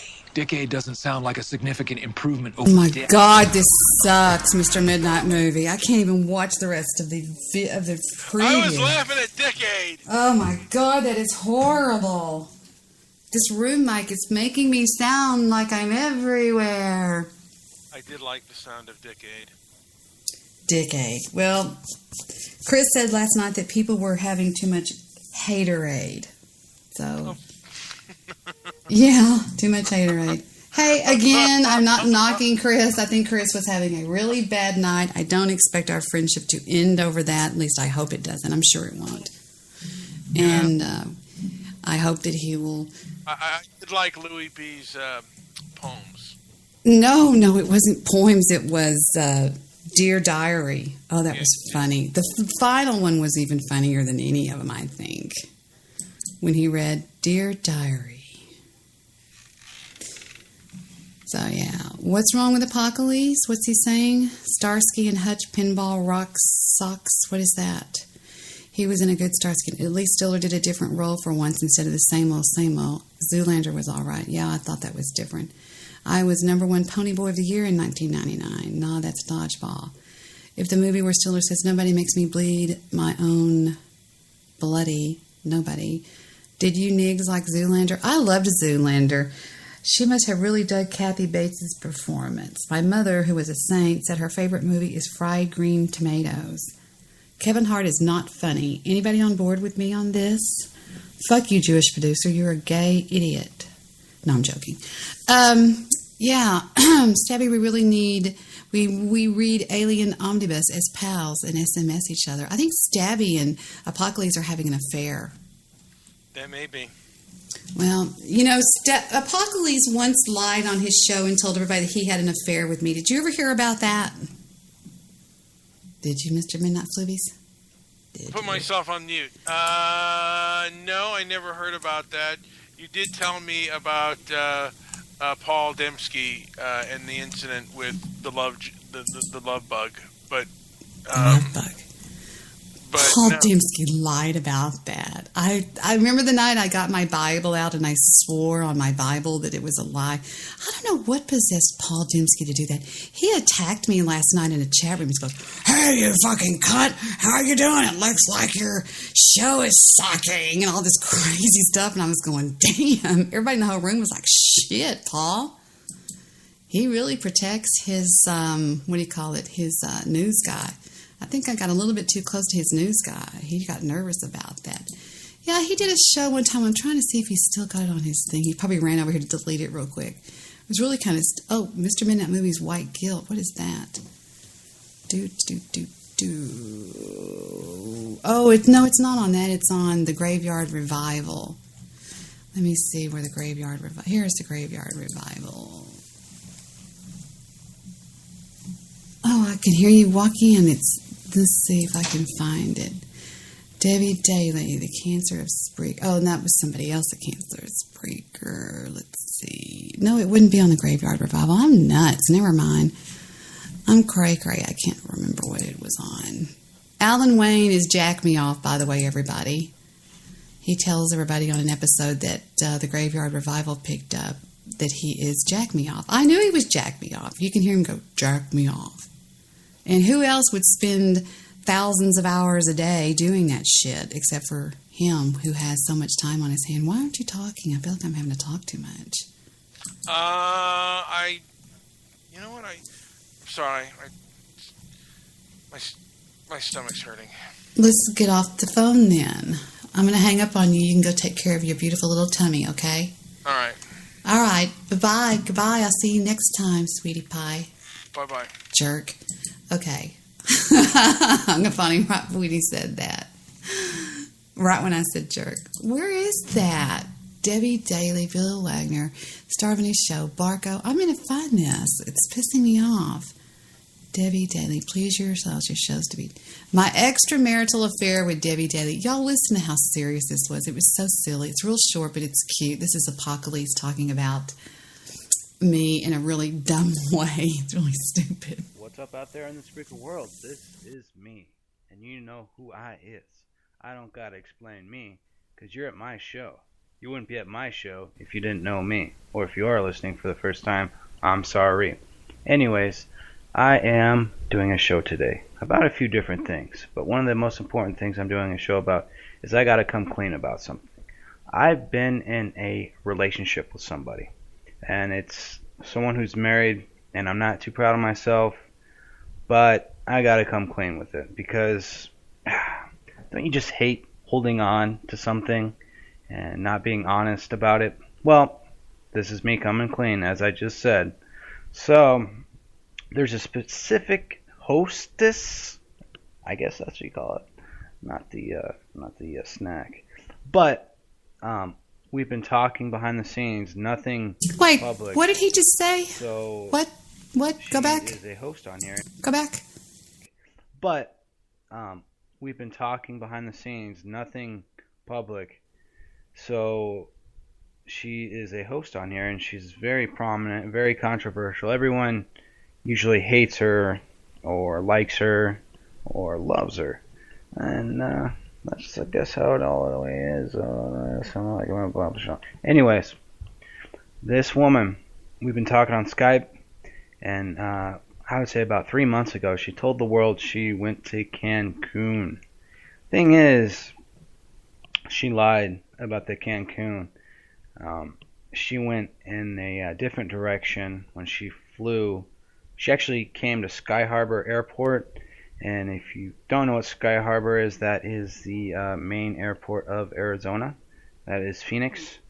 And so this Miss Debi Daly, she actually flew to Phoenix, and she came to see me. She spent 2 days in mostly my bedroom, and yeah, picked her up from the airport. Really awkward seeing someone online, because you wonder, how fake they are or what they really look like. I mean, yeah, you can, dress yourself up nice in front of a webcam, but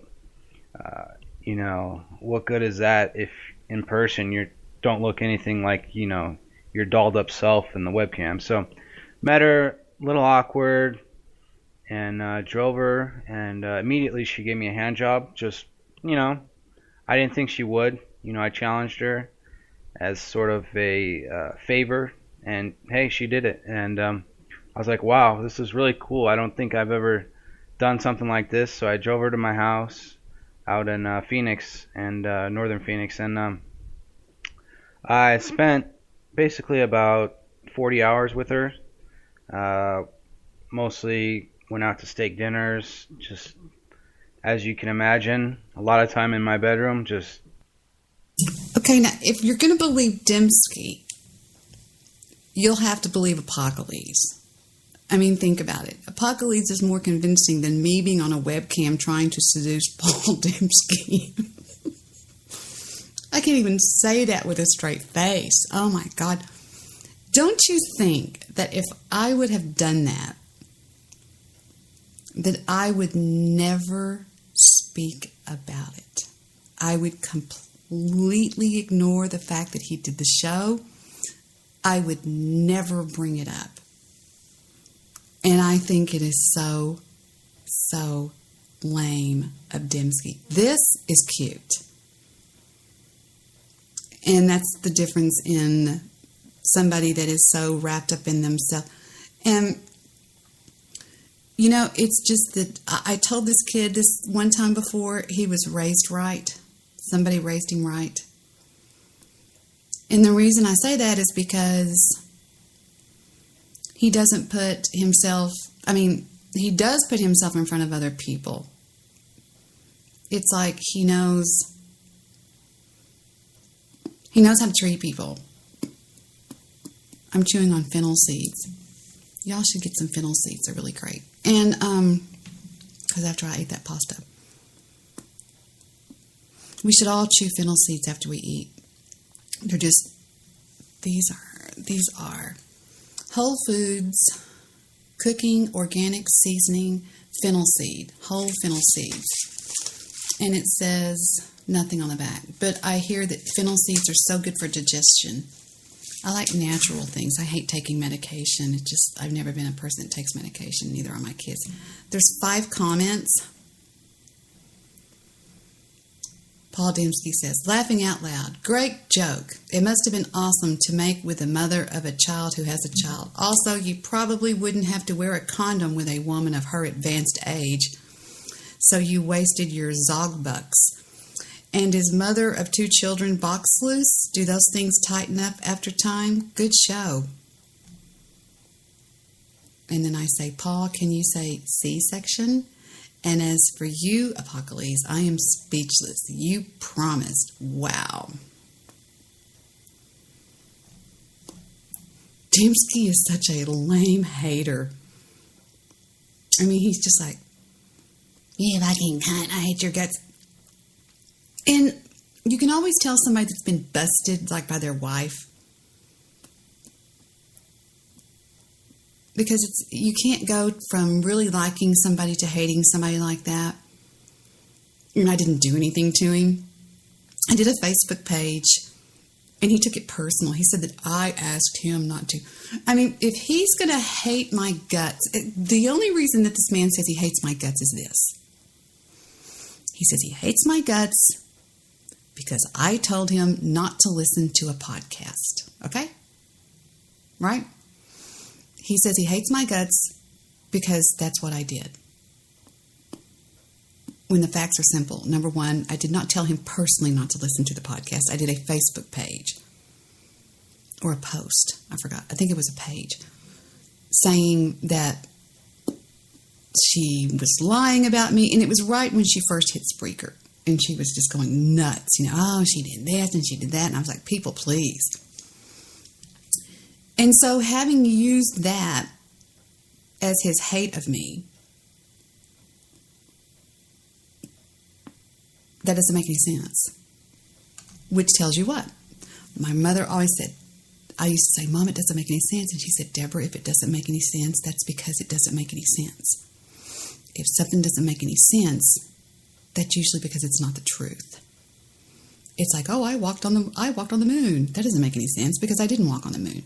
When something doesn't make any sense, that's because it's not true. It's made up. It's fantasy. It's insane. If I were going to get on webcam with somebody on Skype, Paul Dembski would probably be the last on my list. I find him absolutely most unattractive person I've ever known in my life. In all forms. He's a liar. He's a jerk. He's a prick. He mistreats women. He's pussy whipped. He's just everything. I mean, he's weird with news guy. He's the most... When I'm attracted to somebody as a friend, you have to meet certain criteria. If you're a male, you have to be a stand-up guy. Somebody like, say, Lester or Mr. Midnight Movie or several others that have looked at the hate campaign and the hate people that are trying to... I mean, my God, these people did a quote-unquote intervention with Louis B. These people do what I say they do. I'm not nuts. I'm telling you the fucking truth. These people actually try to get people to hate me. Usually that are my friends. These people take people that are on my show. That's why they got Louis. They never touched Louis before.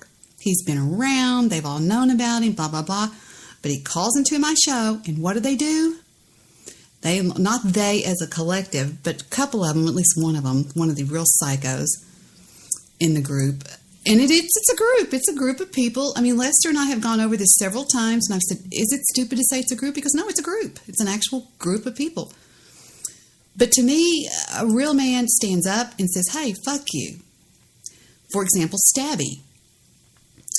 Stabby doesn't so much like me, but Stabby's not going to be told who he can fucking listen to and not listen to by a group of people. You see what I mean? And another guy I cannot stand on here is Todd Morris. Todd Morris, to me, is another one of those that have turned hater for no reason. None. Not so. Nothing. Period. Nothing. Todd Morris used to call my show all the time, and I will now play you little excerpts from those. It wasn't too long ago. This is the nature boy that I knew. This is the Todd Morris that I knew. Girl, it took them a while. I gave them links. I mean, my God, how stupid are they? It's all right. Wow. You just want to... Listen, you probably have me on your little stupid-ass show. No. Did you finally get a computer yet? Yes, I did. Oh, congratulations. Now, understand this. Debi has lost her bonding license again. Really? Sources tell me that fraud has been mentioned.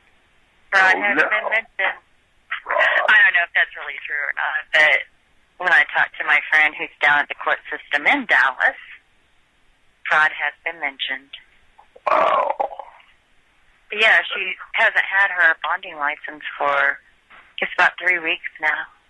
Oh, so next goes freedom. Yeah, she mentioned something about it on her show. I couldn't believe she actually mentioned it.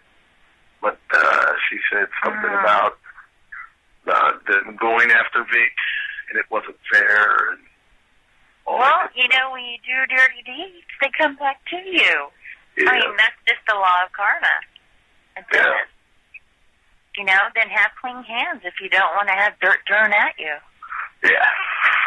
That's true. Hands. That's true. You know, and it's a dirty business that they're in. It's not a nice business. Yeah. It's not. Bounty hunting nationwide. Mm-hmm. They need to launch so that reality. little trailer is going to be shut down. Oh, no. Oh, no. When are you coming back to Blog Talk Radio? I'm really working hard with my daughter, helping her with her therapy, walking. Let's go to the board and see what's going on. Area code 936. You're on the air with Debbie, my darling. Yes, Debbie Daly, these steam waters are rising over here tonight.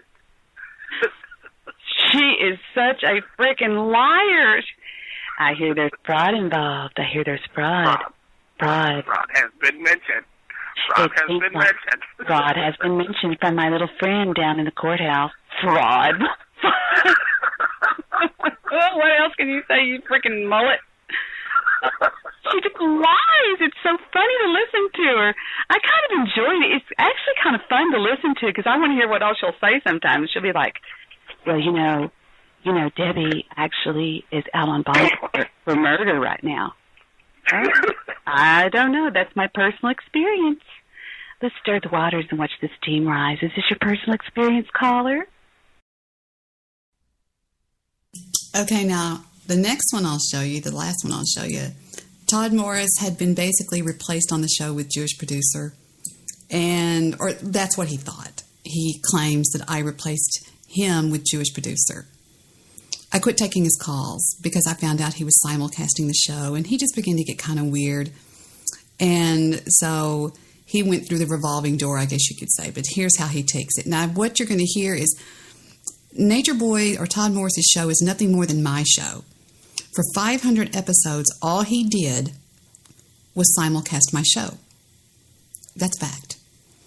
And here he is simulcasting my show. He's listening to my show and commenting. Take a listen. My heart is broken. I want to talk to Debbie Daly. Did you just say faithful, Debbie Daly? You think you're being faithful? You traded me in? Yeah. So what's for some show in Hollywood? No, Hi, Nature Boy, but no, I'm not. we're talking. But no, I You traded me in. love somebody. You just traded me in. See what I'm talking about? This is it. This is war. George producer, this is war. I have to say that Shut up, Bill. men may not. Shut up, Laszlo. We all Shut up. about it. You know what happened to Mario? What happened to Dignity? What happened crack that whip like a What happened I'm joking. to Debbie Daly? That it's good to become. I'm sorry. You shut up, you drunks. I want to talk to Debbie Daly. Making a relationship stay alive. Debbie, I mean, you if you traded love me in. variety. Give that bitch variety. I mean, Yeah, you're giving me a variety. You're giving me the blues. I can't believe it. My heart is broken. One night we'll get into that. My heart is completely broken. Debbie Daly has left me high and dry, ladies and gentlemen. Can you believe it? Can you believe it? There you go. The audio doesn't lie. I mean, I could make up something and... what else do we have here? We'll spend some of our time here playing some of the old stuff on the board here. Let's see. We have... I'm still chewing on those seeds. Funny Jerry story. Oh, yeah, that's pretty funny. Jerry is a friend of ours. He's kind of a friend of mine off the air, but for a while he would call into the show. He actually called into the show quite a bit, and then he just didn't call in anymore for some reason, but we're still really good friends. As a matter of fact, I talked to Jerry just about a week ago about something. But there was a night that Jerry called in. Jerry had invited me and Victor to go to Cabo St. Lucas with he and his wife. And I've got to be honest with you, we almost went. The only reason we did not go is we could not get off. We had things going on, and I want to say Stephen got really sick at the time. Stephen or Jet or somebody was really sick, and we couldn't go. But right when he got back, he calls into the show, and he proceeds to tell me a story about something that happened at Cabo St. Lucas. And it hit me like a ton of bricks. I mean, it was the funniest thing I think I'd ever heard in my life. And just listening, when I listen to somebody tell a story, I get this vision in my mind and I start visualizing, what they're talking about. And I cut out the audio and made, like a little thing out of it, of him telling me that story because it's that funny. He tells a story of how he was at dinner with some friends of his, blah, blah, blah, blah, blah, and he accidentally orders a very, very expensive bottle of wine without knowing it. And when the check comes, he's just in shock. He cannot believe that the check is upwards of $800, and he's going, what? And what ensued after that was the bullshit that he had to take from his friends, his wife, this and that, blah, blah, blah, and how they just wore his ass out. Well, I told you not to do that. And he just gets really, really, he really tells the story funny. And here is the audio from that. Take a listen to Debbie and her buddy Jerry. This is really funny. In my opinion, it's funny. Oh, man. I had a feeling you had some stories, dear. So that probably put just a little bit of a damper on the rest of the trip. But anyway. It bothered everyone else a hell of a lot more than it did me, let me tell you. It bothered me because everyone else made a huge, enormous deal out of it and wouldn't let it go. And that problem with being a perfect person like myself, because you make one little mistake, I build a bridge. Do they call me Jerry the Bridge Builder? No. I build a highway. Do they call me Jerry the Highway Builder? No. But I screw one sheep.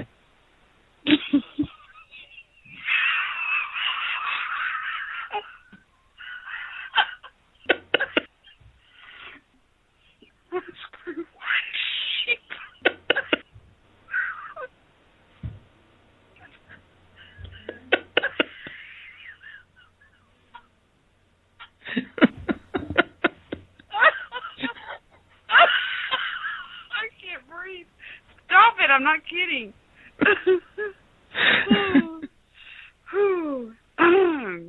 I'm sorry. Okay, I'm okay.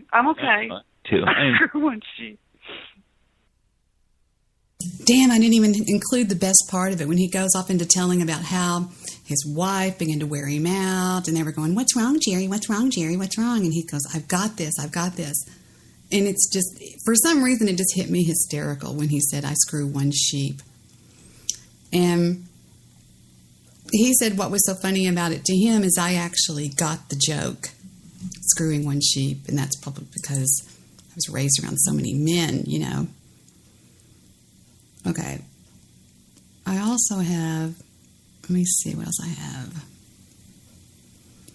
I have some great Lester drops. And let's see, I have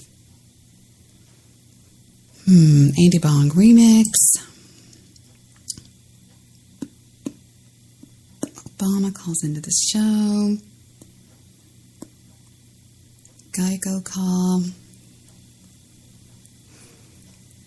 Okay, this is pretty funny. I haven't played this in a long time. This is, well, you'll just have to understand what this is when you hear it, okay? I did this one time, just being kind of goofy and mean and weird in the same sentence. Hold on, here we go. Well, good evening, peoples of Spreaker.com. Let me please introduce myself to you. My name is a cactus flower, and I come from the beautiful sands of California. I love you, and you love me. You call me your queen. I want you to bow to me. But I must warn you first that there is an evil force out there. Her name is Debi Daly. She's so evil, peoples. She's so mean. She's so bad that she tried to kill me. She wished death upon me many times. I have had to resort to the assistance of my good friends here on Spreaker.com. I only say for you to me now that I have them here today with me on my show. The first one I want to introduce to you, please, is my loving best friend, Senora Bathtub Girl. Welcome, Bathtub Girl. Help me! It's me, Bathtub Girl, here on Spreaker.com, and I want to tell you all something that I am so excited about. There ain't no 4-0 and a foreign over here at Spreakerville. I slapped my knee. I couldn't reach my knee, but I slapped part of my fat down there, and I said to myself, "Yeah-ha! Finally somewhere where the dumpster can't get me." Now, I refer to Debi daily as the dumpster. Why? Well, because basically I'm a dumpster. And you know how haters go. Whatever we see in us, we mirror on other people. Personally, I think Debi's precious, and I fell in love with her on her show, but I had to start hating her because... I don't know. Hold on, let me ask. Why exactly do I hate Debi? I mean the dumpster. She's... You know, I really don't know Cactus Flower. I can get that on the next show, though. I'm so excited to be here on Spreaker.com because basically, we can do anything we want to this woman and she can't do a thing back to us. What do you think? Now, just hold on a cotton picking. I have the wrong voice going. Hang on. Hello. Thank you, Senora Bathtub Girl. I don't know exactly why we don't like Debi daily. I'm very sorry to hear that you call her the dumpster, though. I don't know for where that comes from. I am simply saying for you that I am Cactus Flower. I am a queen, a very beautiful queen, a very young queen, a very beautiful, young, romantic, gorgeous queen. I am so young, and Debi, she's so old. Do you know how old she is? Lester, the molester, said on the Bootsy McGee show. Do you know Bootsy? Bootsy is my best friend, although I don't like him so much no more. We kind of had a little poo-poo, and we're not together no more. But I did hear on the Bootsy McGee show when Lester was on there that Bootsy is in fact a boy. I am the queen. I cannot be best friends with a boy, especially a boy that's married to a man. I cannot do that. You know, I believe our time is up for today. My name is the Cactus Flower. I'm so beautiful. I'm the queen. And I love you all. Moo kisses for all of you out there. Now stay away from Debi's show. She's very, very mean. Very, very mean. Very, very mean. And I say for you, in my home language, Itlapot snappy, itlapot hisnapulita, ikupoch minabis aka, mirab ikoroni sitita. Good night, and thank you too many times for me, Cactus Flower. Hi there, this is Herbert, and I would like to make a request for the Andy Bone, of the Andy Bone Show. I'd like to shoot him in the ass with a BB gun. And here's the song right here. I'd like to shoot you in the ass with the BB gun. Lay there in the tall grass and laugh at what I'd done. Put a blood blister upon each bun. I'd like to shoot you in the ass with the BB gun. I'd love to rub your toothbrush on a sick monkey's butt. Give your home phone number to some perverted nut. Tell everybody what you really weigh and And just for fun, I'd like to shoot you in the ass with a BB gun. I'd like to shoot you in the ass with a BB gun. It's been 20 years since my father died. Put a blood blister upon each bun. I'd like to shoot you in the ass with a BB gun. I'd love to kick your poodle. I'd love to... Hello, all you beautiful people out there in Spreaker Land. This is Bootsy McGee here on Spreaker.com, and I'm here to talk to you about haters. You know what they say, haters gonna hate. And you know that's right, haters is just gonna hate. Now, we have some interviews here today. Our first interview is with our friend Lester the Molester. Lester, how are you today? Well, that's just really, really good. And what do you know about haters? Can you tell us about haters, Lester? Why, yes, I can. I am Chester the Molester, and I'm here to tell you that I am only 22 years old. But I'm here to talk to you about a hater on this here Spreaker.com.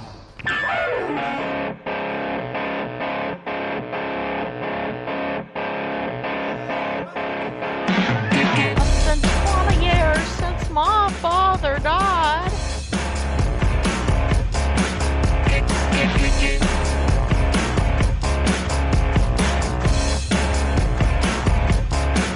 I'm not a rocket scientist, I rock the house and sign the tits and that's it.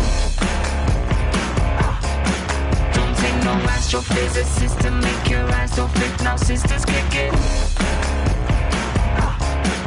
I keep it cool like Eskimo chicks on Discovery Channel. I'm hot like Telemundo chicas on a solar panel. See me on Sesame Street cooling in the Coachella tea. I slap you silly like hillbilly chicks on daytime TV. I am the robot Elvis rocking my Miami pelvis. I'm technotronic, sipping gin and tonic like I'm selfish. I am the killer shaking up some more rock and roll food. Them drum machines ain't got no soul.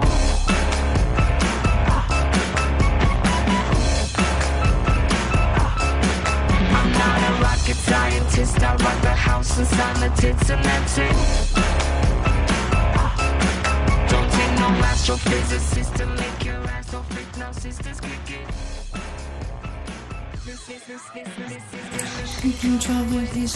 Super bitchin'. All right, boys and girls, please stand for the Pledge of Allegiance.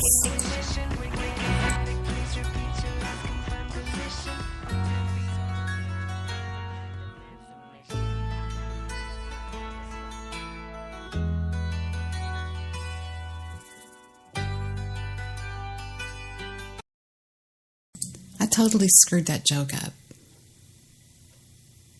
I was supposed to say, boys and girls, please stand for the national anthem.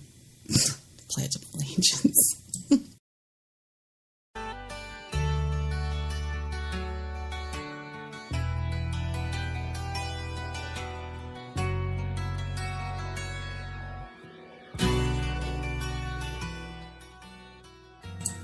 I met him one night in Santa Fe, New Mexico, when I was at a bar with Victor and my two children, and I saw him from a distance. The shimmering lights, no. And I had to think of a reason to go over there. So I go to the bar with Heather, and I go over and I ask him for a light. He turns around and I went, fuck. He's my hero, my crush. On a dark desert highway, cool wind in my hair, warm smell of colitas rising up through the air. Up ahead in the distance, I saw a shimmering light. My head grew heavy and my sight grew dim. I had to stop for the night. There she stood in the doorway. I heard the mission bell.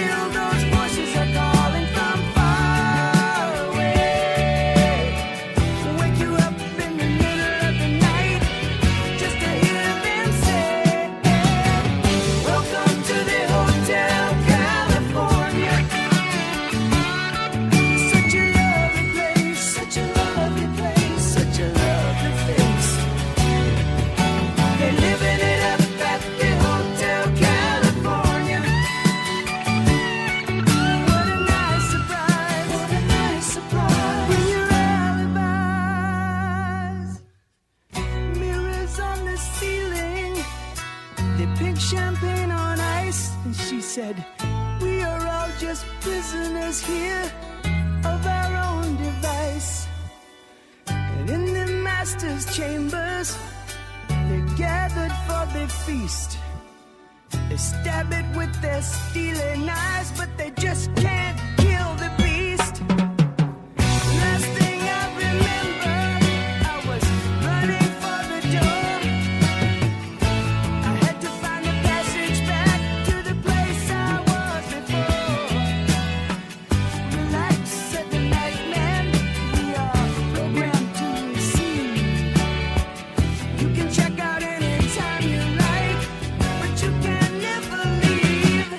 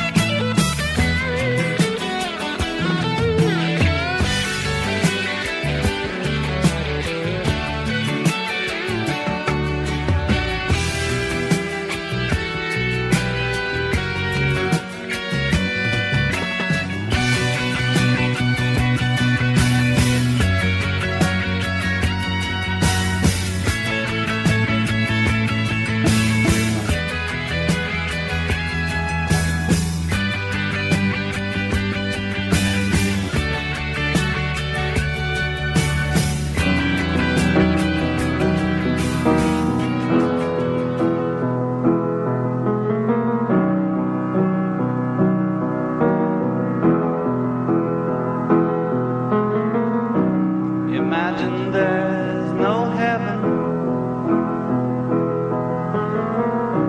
It's easy if you try.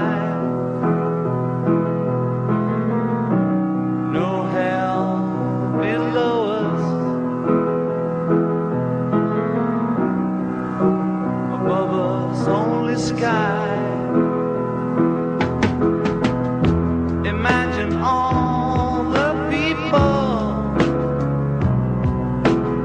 living for today. Imagine there's no countries. It isn't hard to do. Nothing to kill or die for.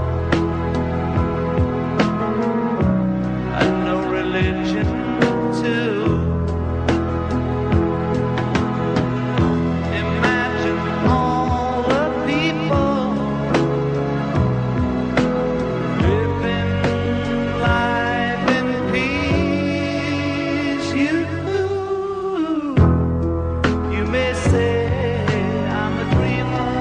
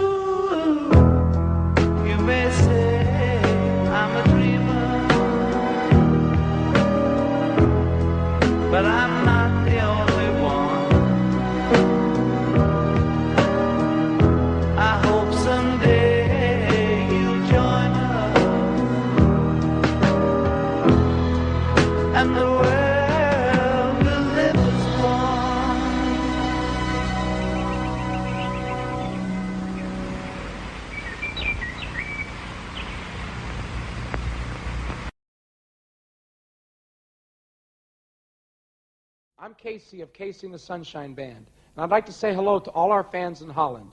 The Avro radio and television tip of the week is, I'm your boogeyman.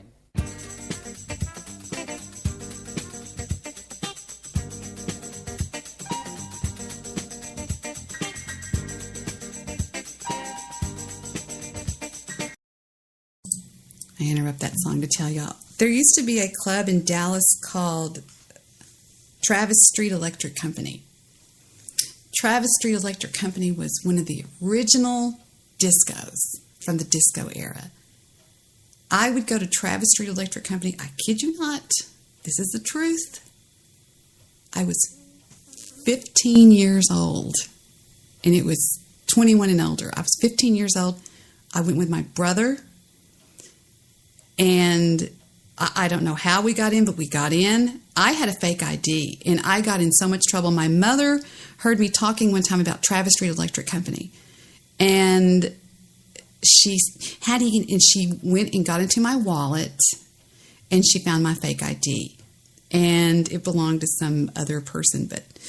And she even called Travis Street Electric Company. You've been letting in minors. But anyway, I would go with my brother. My brother and I used to just be as thick as thieves.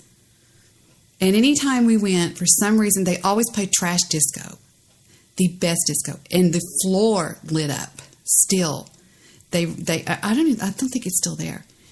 And I remember totally. I mean, it was like when you first got there, people would just like kind of drink, and they would have like food that you would nibble on and stuff like that.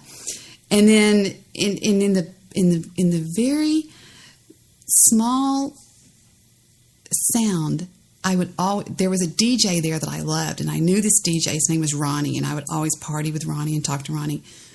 And he knew that I would love dancing to this song, and he would kind of start off the night with this song. And it was so funny because, no, his name was Charlie. That's right. He was a big, strong, muscle guy that looked like he did steroids. And Lester and I were talking about taking steroids last night. We were talking about people that take steroids. And anytime you would hear it starting off real slow, and then you hear he would take those sliders and slide it straight up whenever Casey went 1, 2, 3, and it was just like boom, and that dance floor lit up, and it was just like whoa, it was just like really high voltage, but it was just like really. I remember, and me and David would just like run out to the dance floor and dance to this song. Just, I don't know, memories light the corners of my mind. Hi, I'm Casey of Casey and the Sunshine Band, and I'd like to say hello to all our fans in Holland. The Avro radio and television tip of the week is, I'm your boogeyman.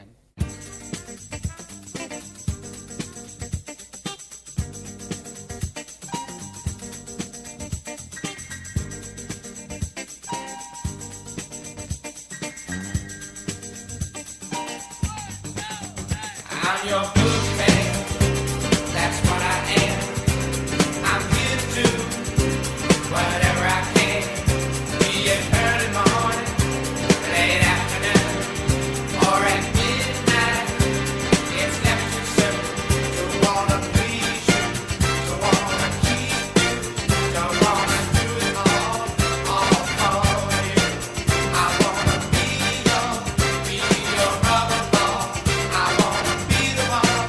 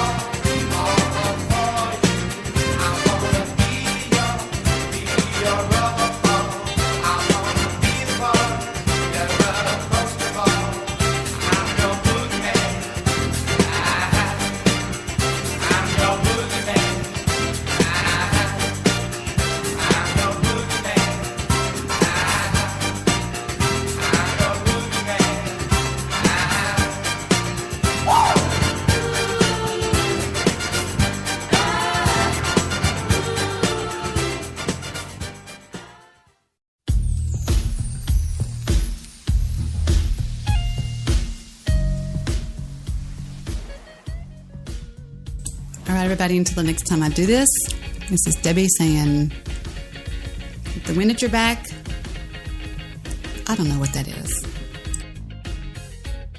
I know you don't get a chance to take a break this often.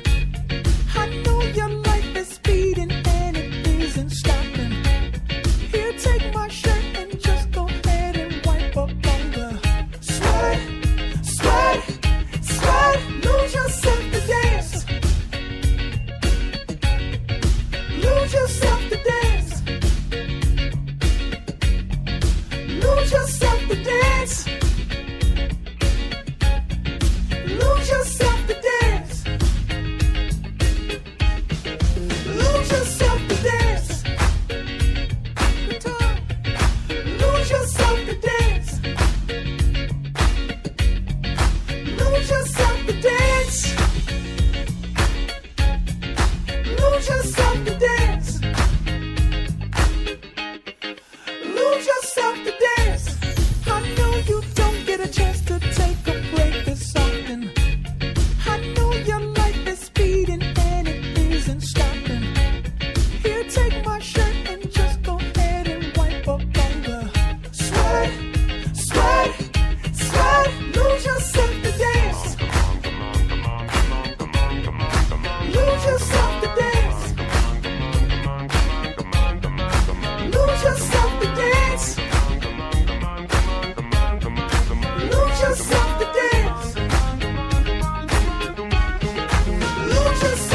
dance.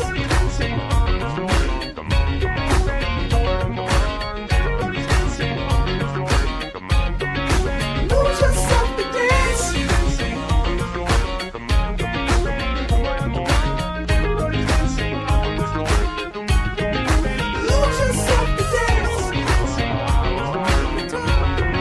Lose yourself to dance.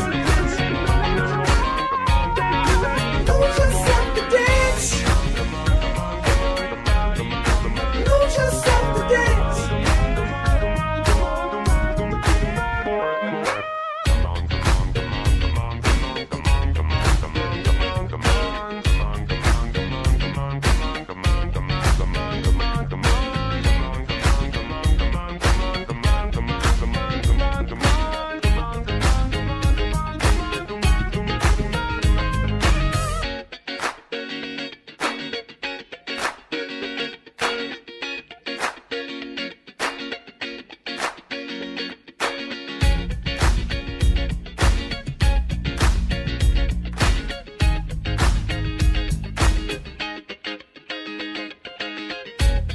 I know you don't get a chance to take a break this often.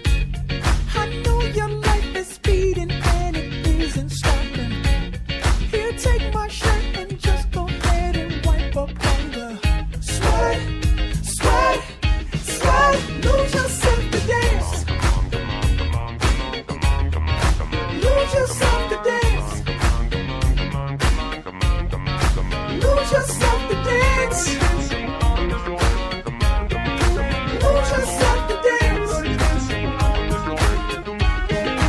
Lose yourself to dance. Lose yourself to dance. Lose yourself to dance.